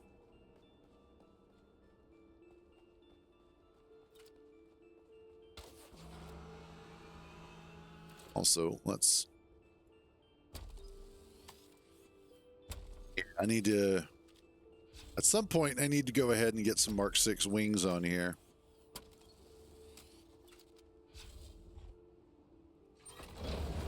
Okay, there we go.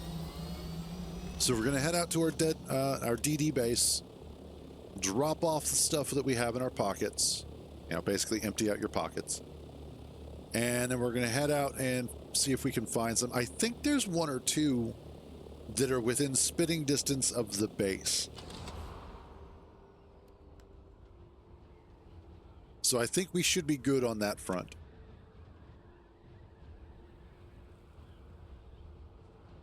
It's good stuff.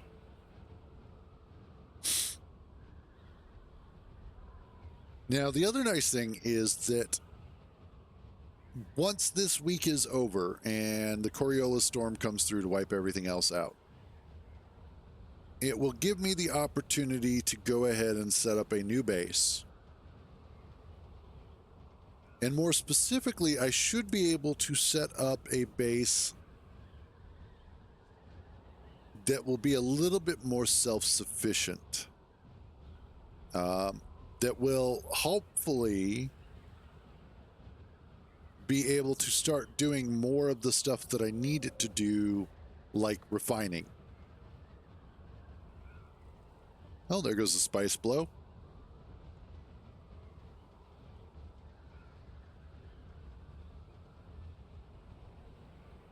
Man, standing inside of a spice blow cloud is a really trippy feeling. And especially if you start looking up, away from the ground. Because you know that the center part of the cloud is going upwards, but the exterior part of the cloud is falling down. And so it creates this really, really weird sort of illusion, optical illusion. And it can actually be a little bit disorienting. I was watching it last night, and I actually started to get a little bit sick, which doesn't happen all that often. The last time I really had any sort of motion sickness like that was playing VR. You know, if it's been a while since the last time I played VR, I'm talking like a good several months, then I don't quite have that mental muscle memory in place anymore. And so it is a little bit more difficult for me to play for extended periods of time because I do start getting motion sickness. But in this particular case, it was just weird staring up at it, not having the ground as reference, and seeing the two directions of movement against each other. It really throws you off. I don't recommend it for long periods of time. For like just poking at it kind of thing, just checking it out once or twice, it's not too bad. You're like, oh, well, yeah, that's cool. But other than that, I don't recommend it.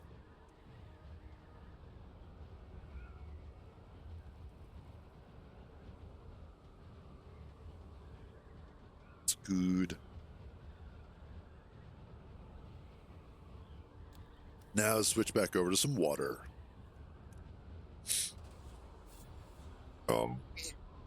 Made it all the way here on one vulture.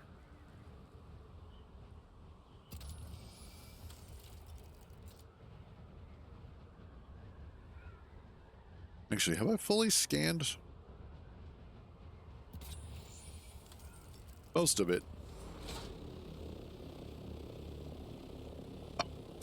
Here's the base. Right now, it's just simple. It's basic.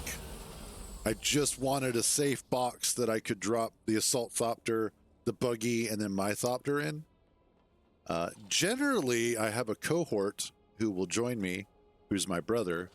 But lately, either he's been busy or he's just been kind of burned out, which is fair. It happens sometimes. Sometimes you're like, you know what? I just don't have it in me to play right now. Cool. No, that's fine.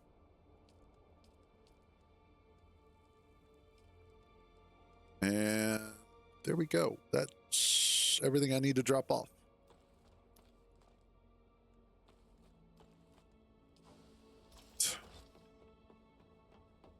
Sure, we has the water.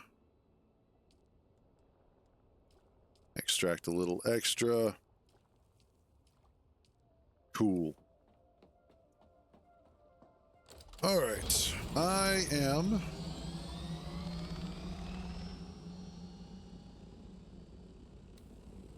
looking for shipwrecks.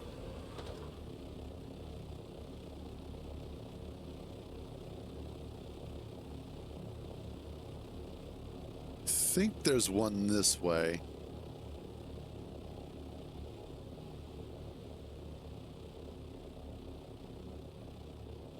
But I'm not 100% certain. So we're going to go investigate anyway. I mean, what's it really going to hurt?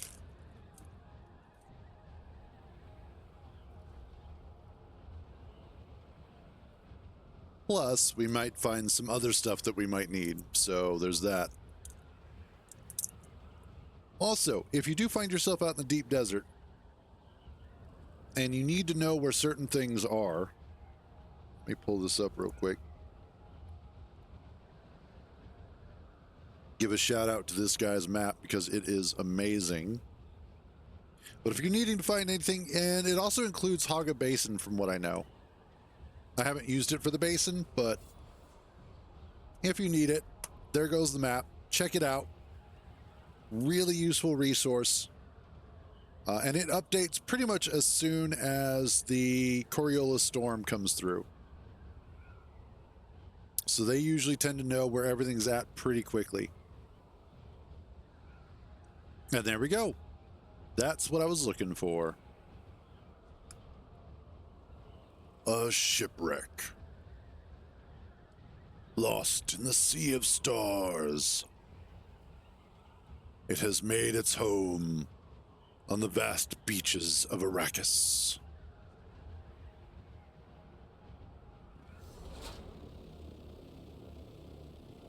And we'll just drop her down here.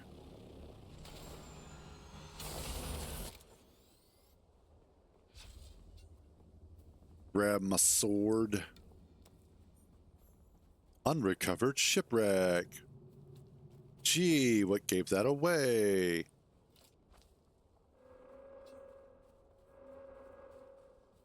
Who's there?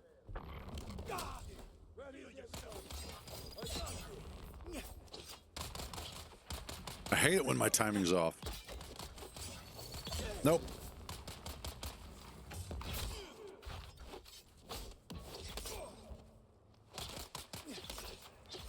Found you.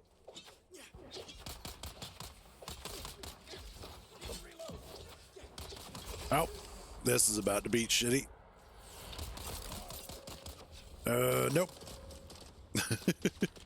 All right, let's see if we can pull one away. Specifically the melee.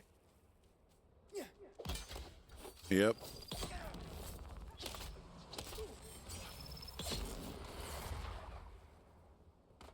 Oh, yay, somebody in the...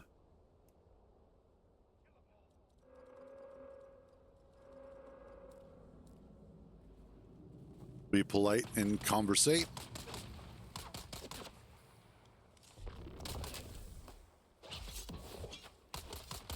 Stop moving.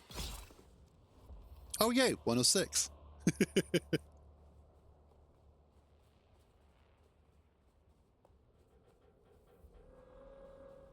Actually, I do have a bunch of points to spend.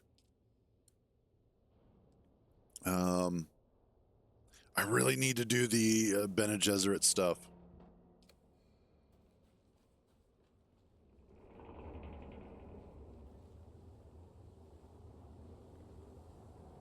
Reveal yourself.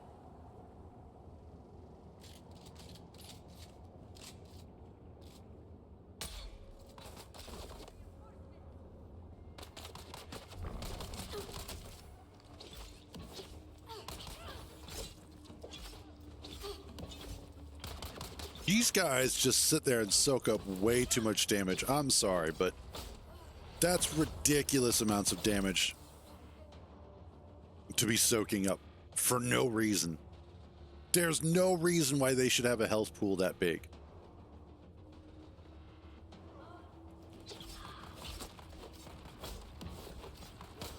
Especially because they have no shield. Got info.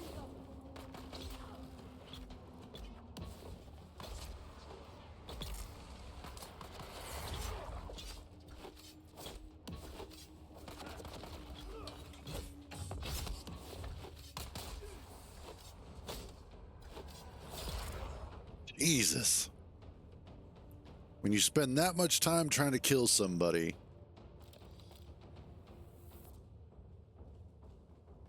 and all I'm looking for are... And this is... Okay, so this is the other thing. This is a really good sword that I have. Nope. No, you don't. You don't see anybody. This is not a slouch sword. This is the sword that you get from the sword trainer quest line, finishing it off.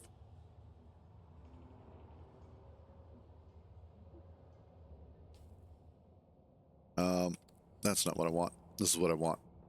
So the sword does 110 damage per hit with a decent attack speed. And yet still takes forever to kill one of these guys. That's frustrating as fuck. And that's not even talking about like heavy gunners and whatnot.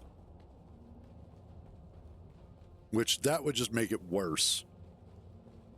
And we'll run into the radiation real quick.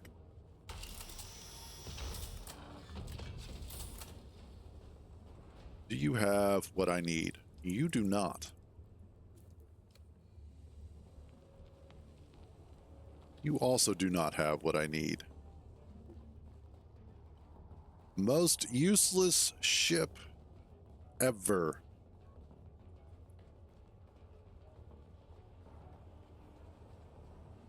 Okay, we'll dump the radiation.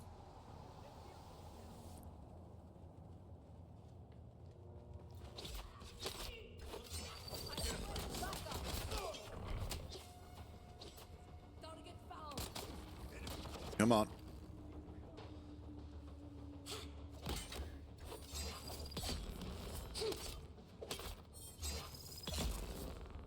Okay, yep, that's great. See, that's about as much as it should take. It should be a skill-based thing, not a health pool thing.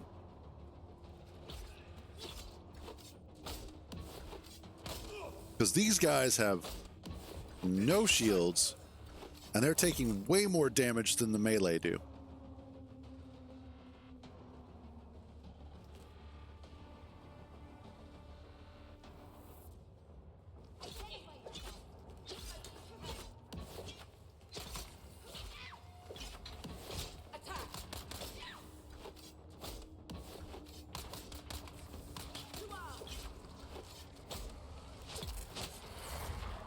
There, you're now dead. Deal with it. Jesus. And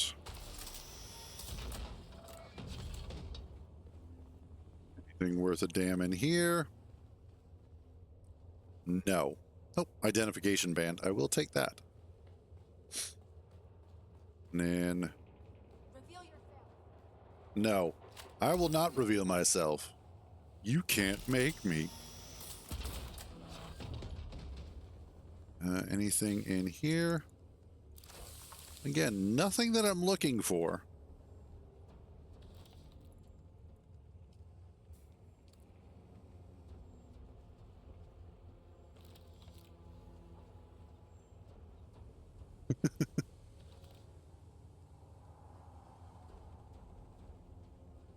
Okay. I see someone. Shields up. I require assistance. Shields up. I'm going to run away.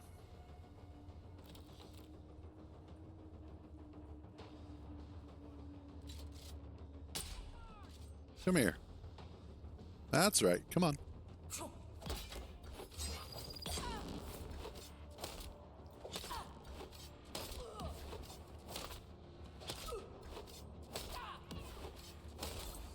Oh, no, no, no.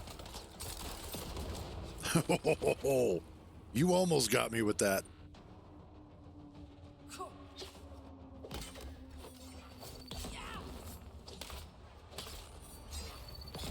And you're dead. Awesome. Go ahead and get myself healed up real quick. Now let's see where that shooter was from. That is not what I wanted, but we'll take it.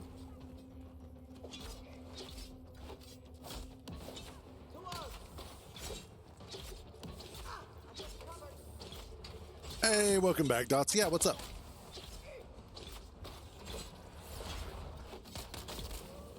There we go. Jesus.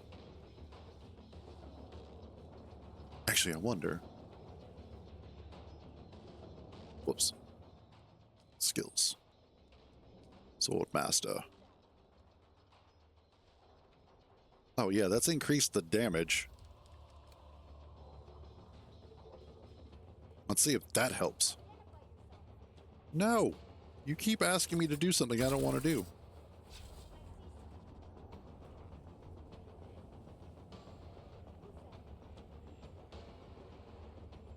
Which mod?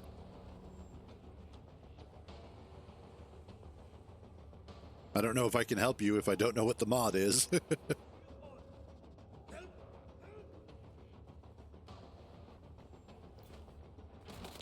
Nope. Where the hell did you come from?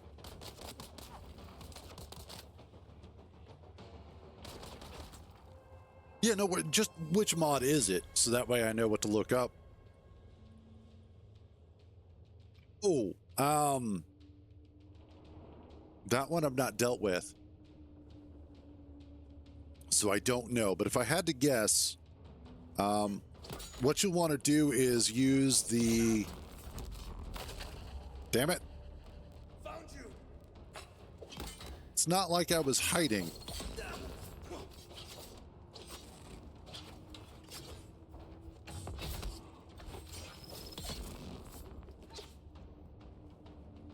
Okay, so essentially, real gas giants work, as far as I know, the same way as regular planets. So what you would want to do is probably use the admin panel and spectator mode to fly out to an area in space, and then you should be able to just paste the planet in place.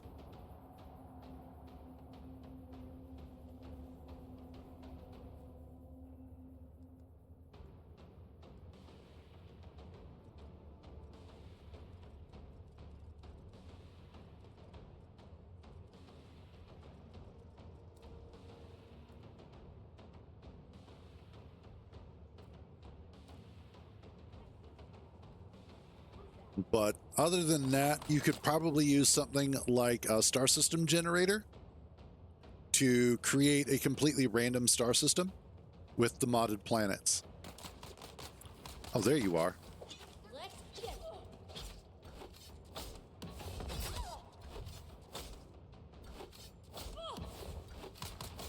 It's kind of like pasting in a blueprint, really.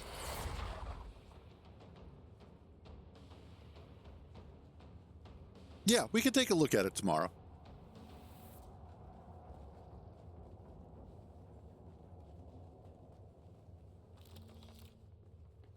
We can definitely do that. You could also try looking it up on YouTube, just in case, if you wanted to go ahead and try and get a head start on it, just to see if there's anything there that might also help you. Like, I would look up on YouTube,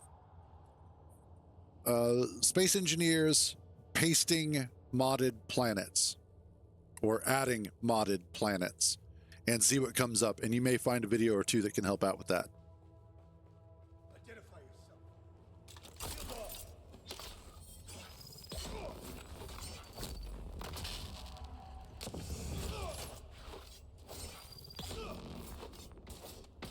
Oh, you son of a bitch.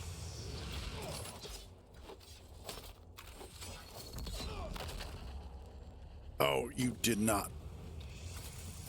Ah, come on, get out of there. Now, I don't believe that. I know there's got to be a video or two.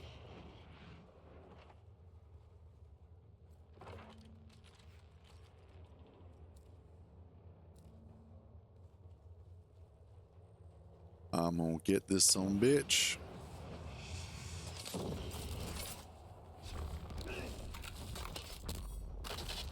Oh, that's bullshit. That is such bullshit. All right, man. Have a good one, Dots. I hate these guys so much.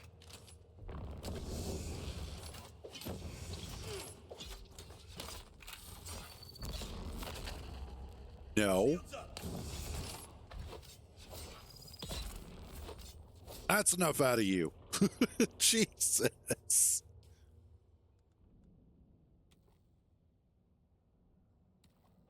All right. A gas giant is just a planet. That's all it is. But I'll take a look at it and we'll see if there's anything different. I don't think there is. I think it's just a regular planetary mod like all the rest.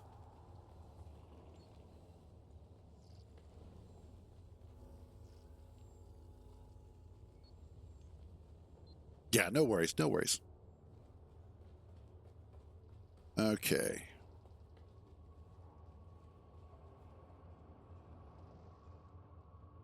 Who's there? Come here. Someone's here. I'm not trying to leave.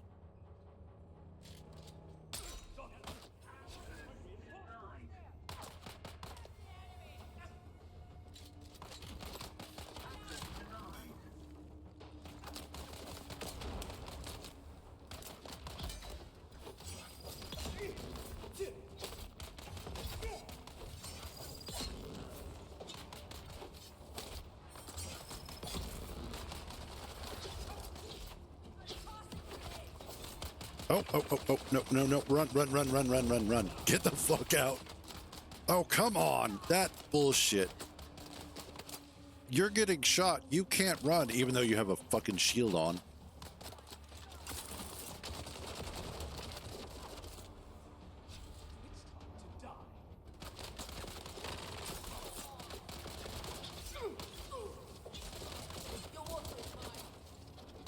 The hell it is. You gotta come and get it.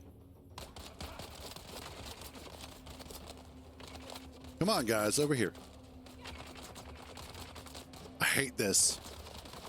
I hate these kill rooms so much.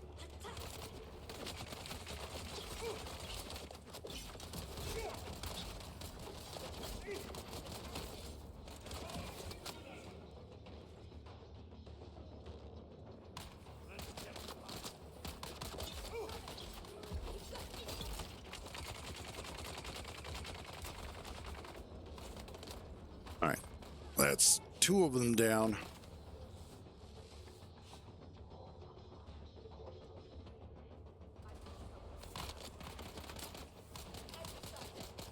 The trick is that I need to basically run back and forth a little bit to help split them up. Oh, no, no, no. Yes, I know I'm critically injured.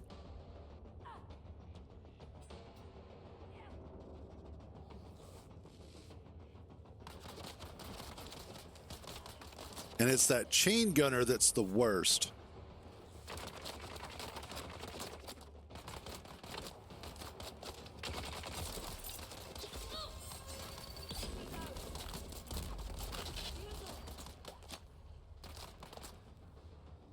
If I can get them down.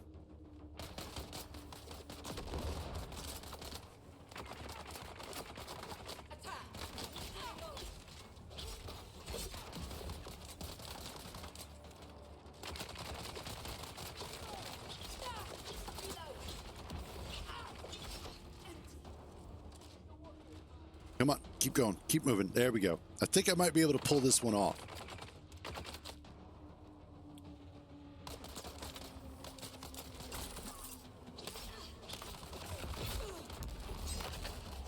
Nope. Come on. Get out of there. Okay, that overcharge bullshit. God, I hate that.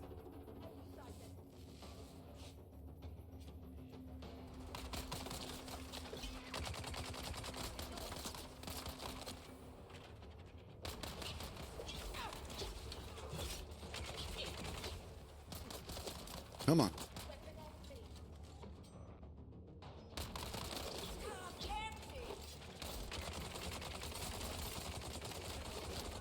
Move, move, move, move, move, move. Come on, we can do this. So help me God, I'm going to do this. Now, the problem is that I have to do this before all of these guys respawn again.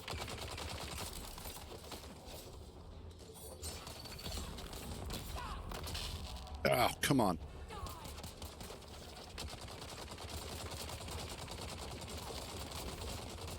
Oh, I hate that bullshit. So much of this game is bullshit. Like, the combat really does need refining.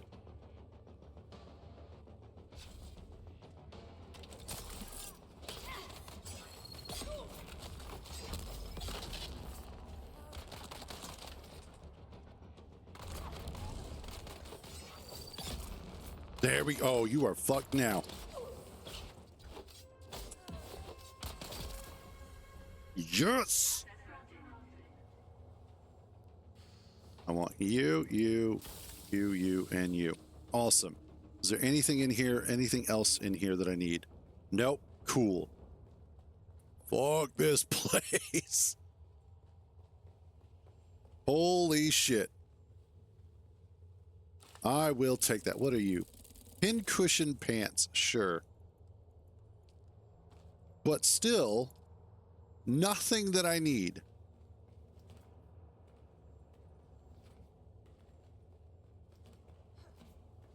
That is frustrating. The thing that I am actually looking for is the one thing that's not in here. Which is like, okay, where's it at?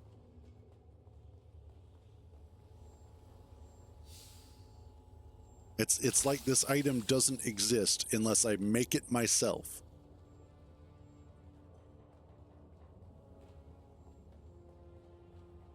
God, all of that work. Oh, man.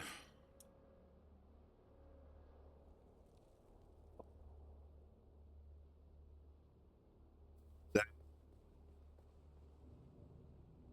is frustrating. But good news is I made it all the way through there and I didn't die. So I'm getting better. Let's switch back to our still suit.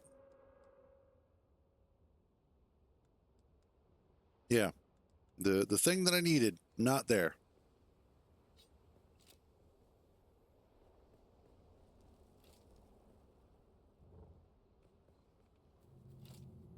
Otherwise, though, that's okay.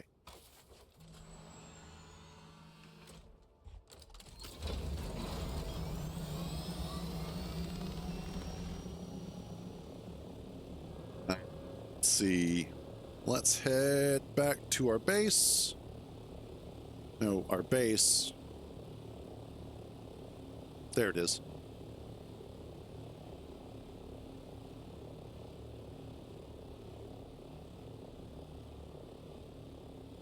There we go.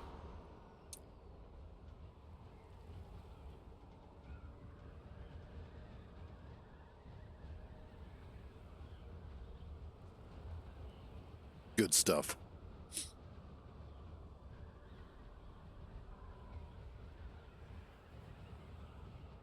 We'll drop off this crap and then we'll see about what's next.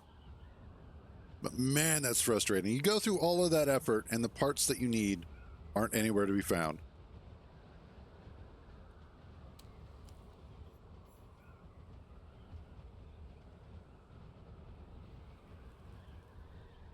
Honestly, that's just my luck. That's just the way it is. Okay.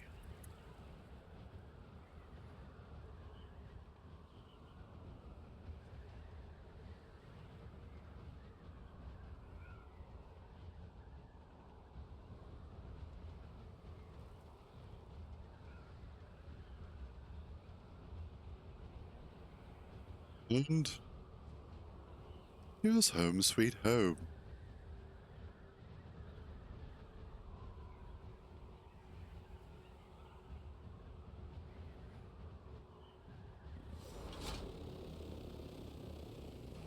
There we go. And drop off what we've got. I can hold on to those. What's so great about these?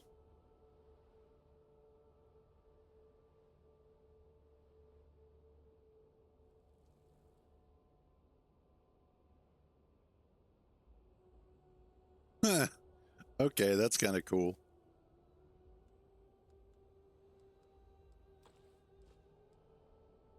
Ooh, okay. I need more of that at some point. And then oh, that's duraluminum. That'll be nice. That one's actually not too bad. That one will be easy to make.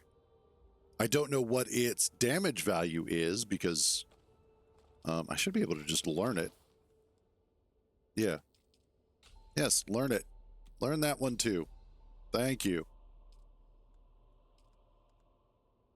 That's in the duraluminum category. That's the pincushion pants. That's the X core leggings, which are pretty much identical. Well, this one, the Carrot Viper, which I have most of what I need. Let's see, damage per hit is 100.1 and attack speed is 139. So it's about on par with what I currently have, which is the Jolt Sword at 110 damage per hit and an attack speed of 105. So it's just the rapier version of the Jolt Sword. But it also includes a dot or damage over time through the inclusion of poison damage. So there's that as well. So, yay.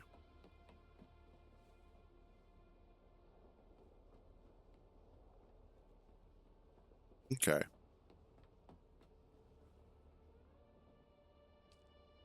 Let's grab a drink.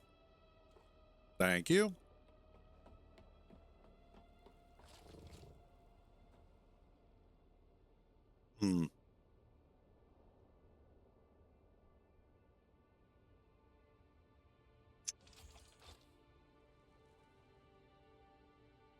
Sorry, I'm having a moment where I'm thinking, because eventually I'm going to have a carrier, and eventually I'm going to have a sand crawler.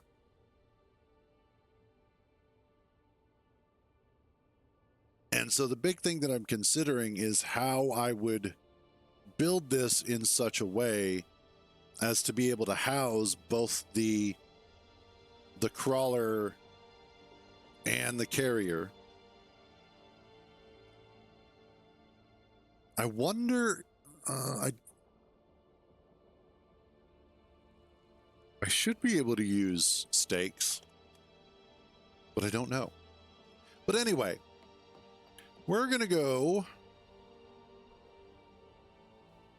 Let's load up some of the scout ornithopter. Actually, no. Yes, we're going to load up the scout ornithopter with some of this stuff.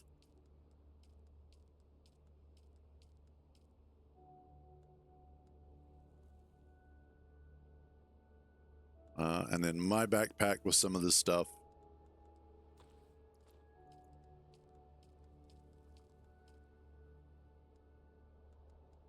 Bring it on home.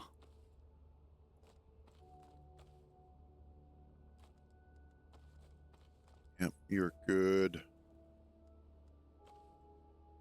Yeah, that's fine.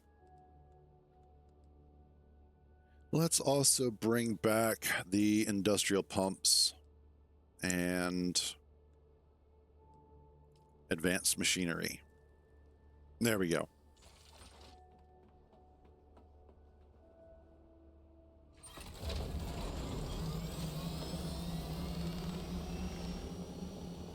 And we're going to go ahead and just head on back home. Drop this stuff off. And I don't know what I'm going to do after that. Actually, no, there is a couple of things that I want to do. I am going to go ahead and we are going to see about purchasing the construction blocks for the Atreides,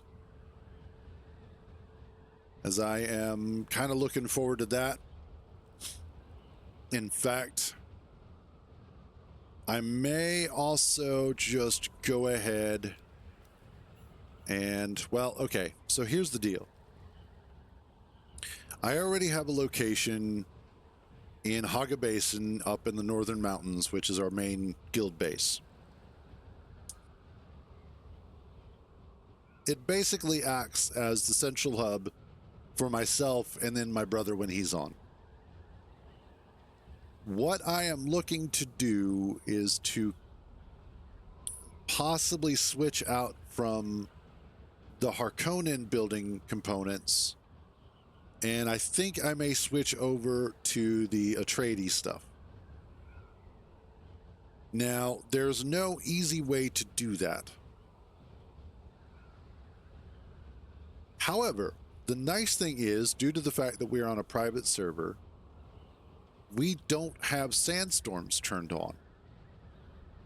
So what I can do is go ahead and move all of the stuff onto a temporary platform. Just shove everything onto that. Tear everything down. And then start rebuilding again. Is essentially how I can go with that.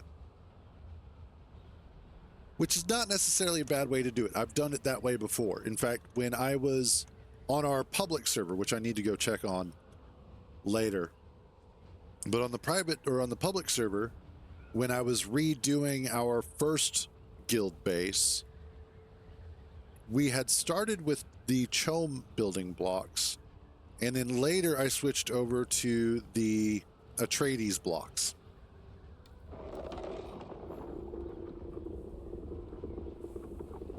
Well, hello there, buddy.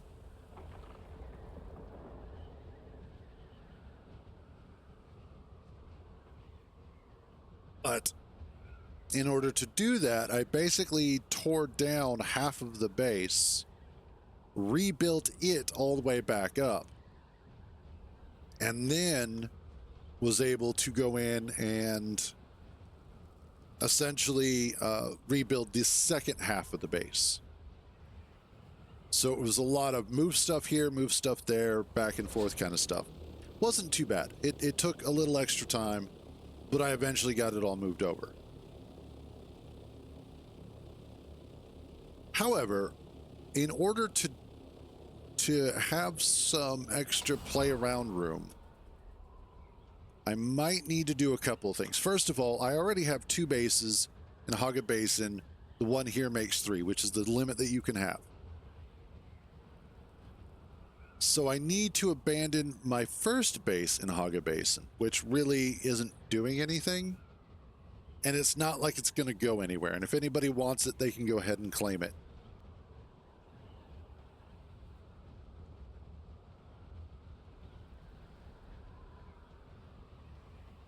Oh, God. Yeah, that feels good. Oh, yep. No, I can still feel my spine. We're fine.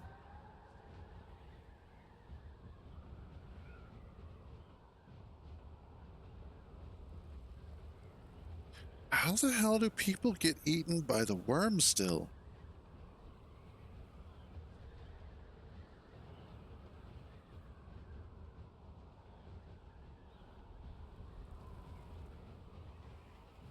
Like, that's one of those things you almost have to try to be eaten by the worm these days.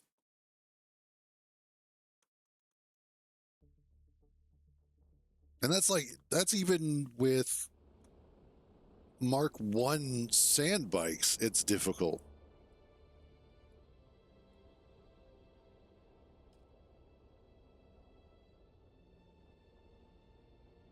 God bless it. Just get rid of my lungs.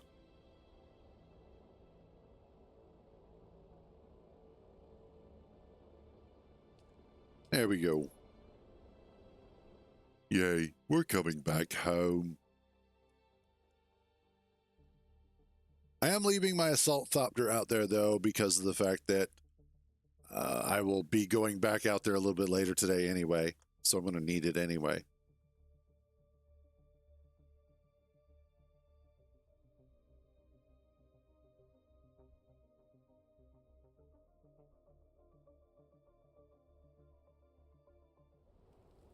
There we go. Little twisty.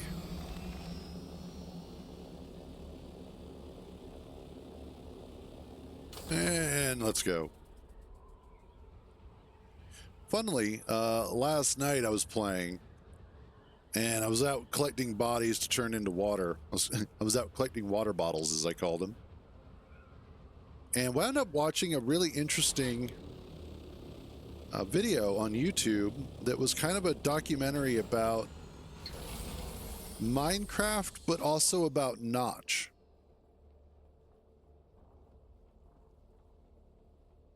And it's kind of interesting to watch it because it talked about how Minecraft came to be, but also he kind of touched on a certain part of Notch's social media life, which was apparently less than savory.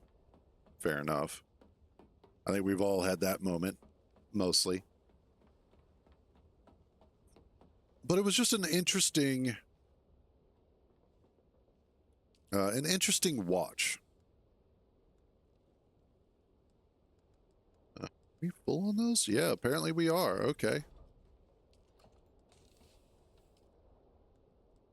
Didn't realize I was. And I want scout. Drop off you guys.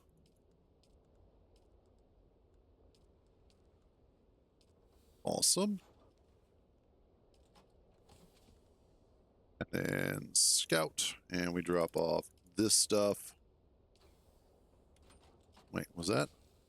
Oh, I didn't have a spot for that. That's fine. Cool. Wait, I have... Oh, no, that's the military power regulator. Okay. That's different then. I'm looking for the upgraded version of that, which doesn't seem to exist. All right, let's finish.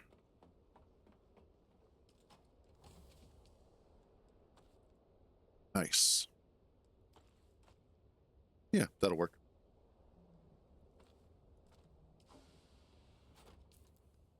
Drop that off.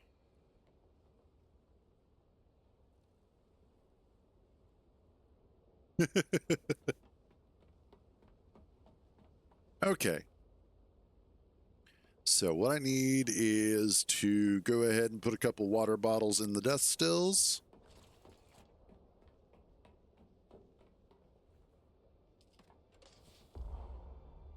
Oh, because I have all the salvage metal. Never mind. Gotta empty that first.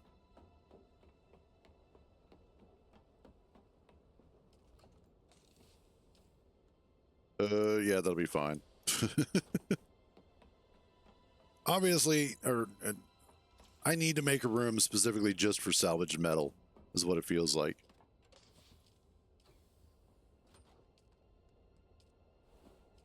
There we go.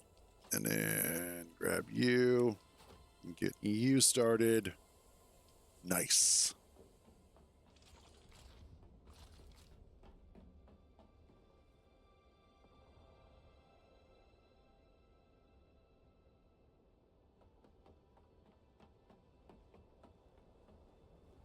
Okay, so what I need is I need 160. We'll just take 200,000 with us.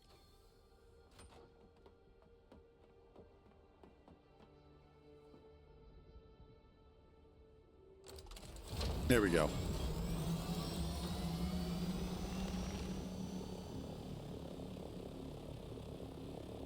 And we're going to head over to Harco Village.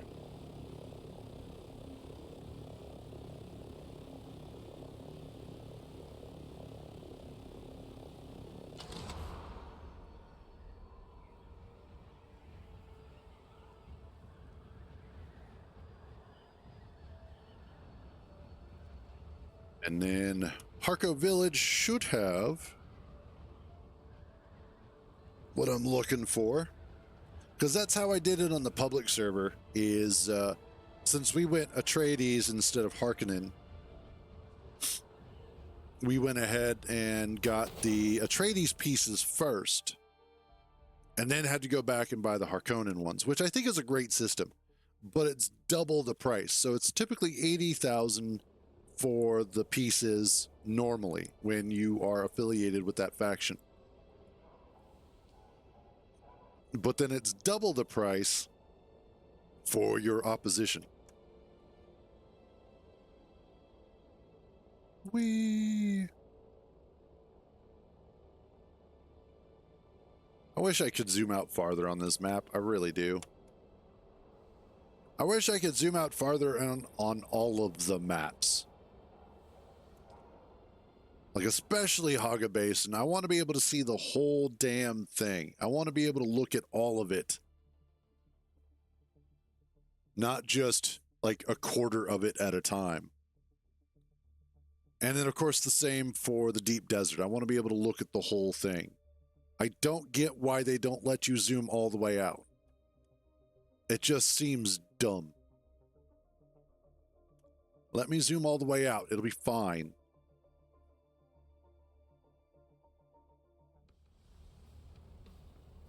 Yes, we're landing. I'll deal with it.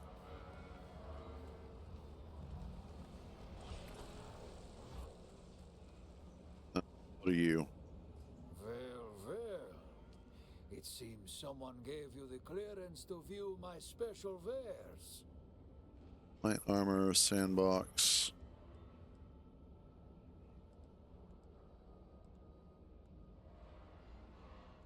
Harkonnen. But I don't have the...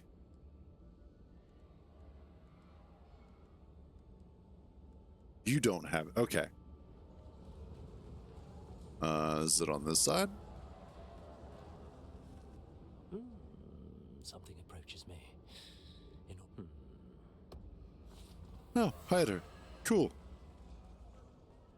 Why is Piter working there of all places?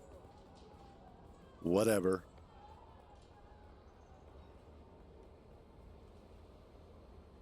see. You will be wanting a dram of my water. Is that... No, I've got my own water, thank you.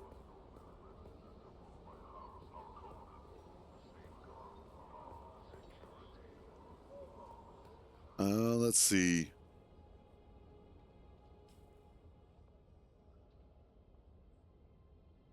God, this is annoying. If I want to see more of the map, I have to do this weird zoom in, zoom out bullshit.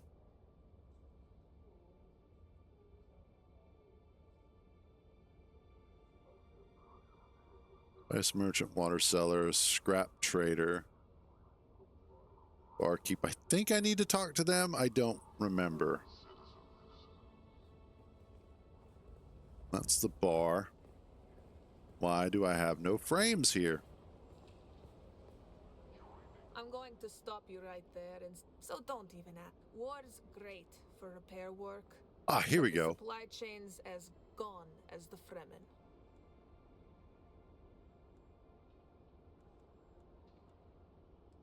I want... There you are.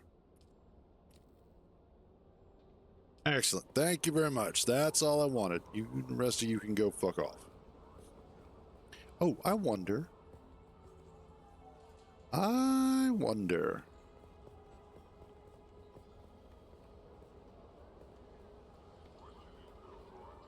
Let's go check out Chome.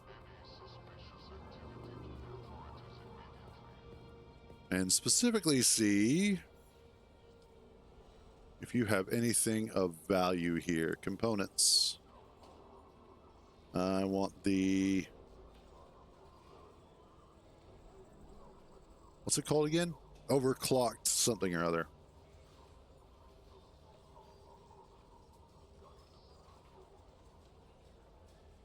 No, you don't have any of those. Okay.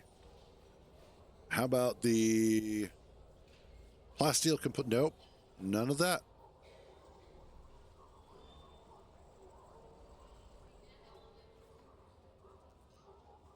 Yeah, absolutely nothing. Okay, cool. That's all I wanted. God, this place is absolutely... It's murdering my frame rate.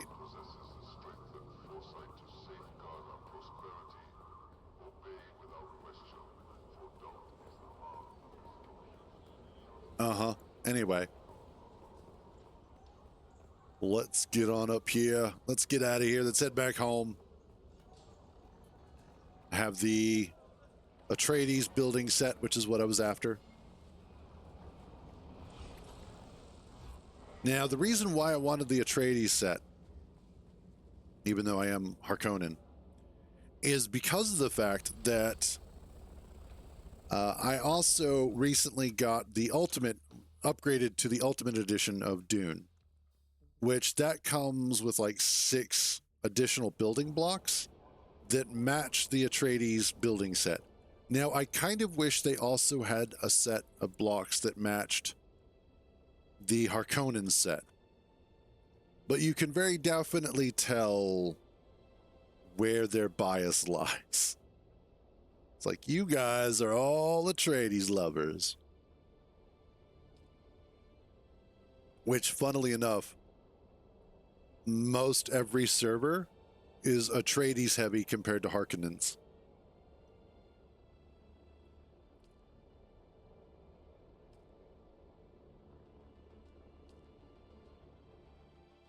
Now, what, and this is, I think this is a little naive. What Funcom is wanting to do and what they're planning to do is release a 3rd faction whose sole purpose is to attempt to balance out the war between the Atreides and the Harkonnens. The problem with that is, though, that there is nowhere in all of the PvP where your faction actually matters except for the Landsrat. That's literally the only place where your faction matters.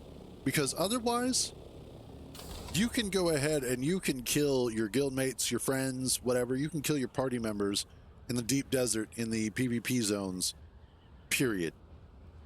It makes no difference, which is part of the frustration. And here we go, back home. Safe and sound, again. But I think we're going to go ahead and we are going to go ahead and wrap this up. I have 2 spark swords, awesome. But today has been a pretty good day.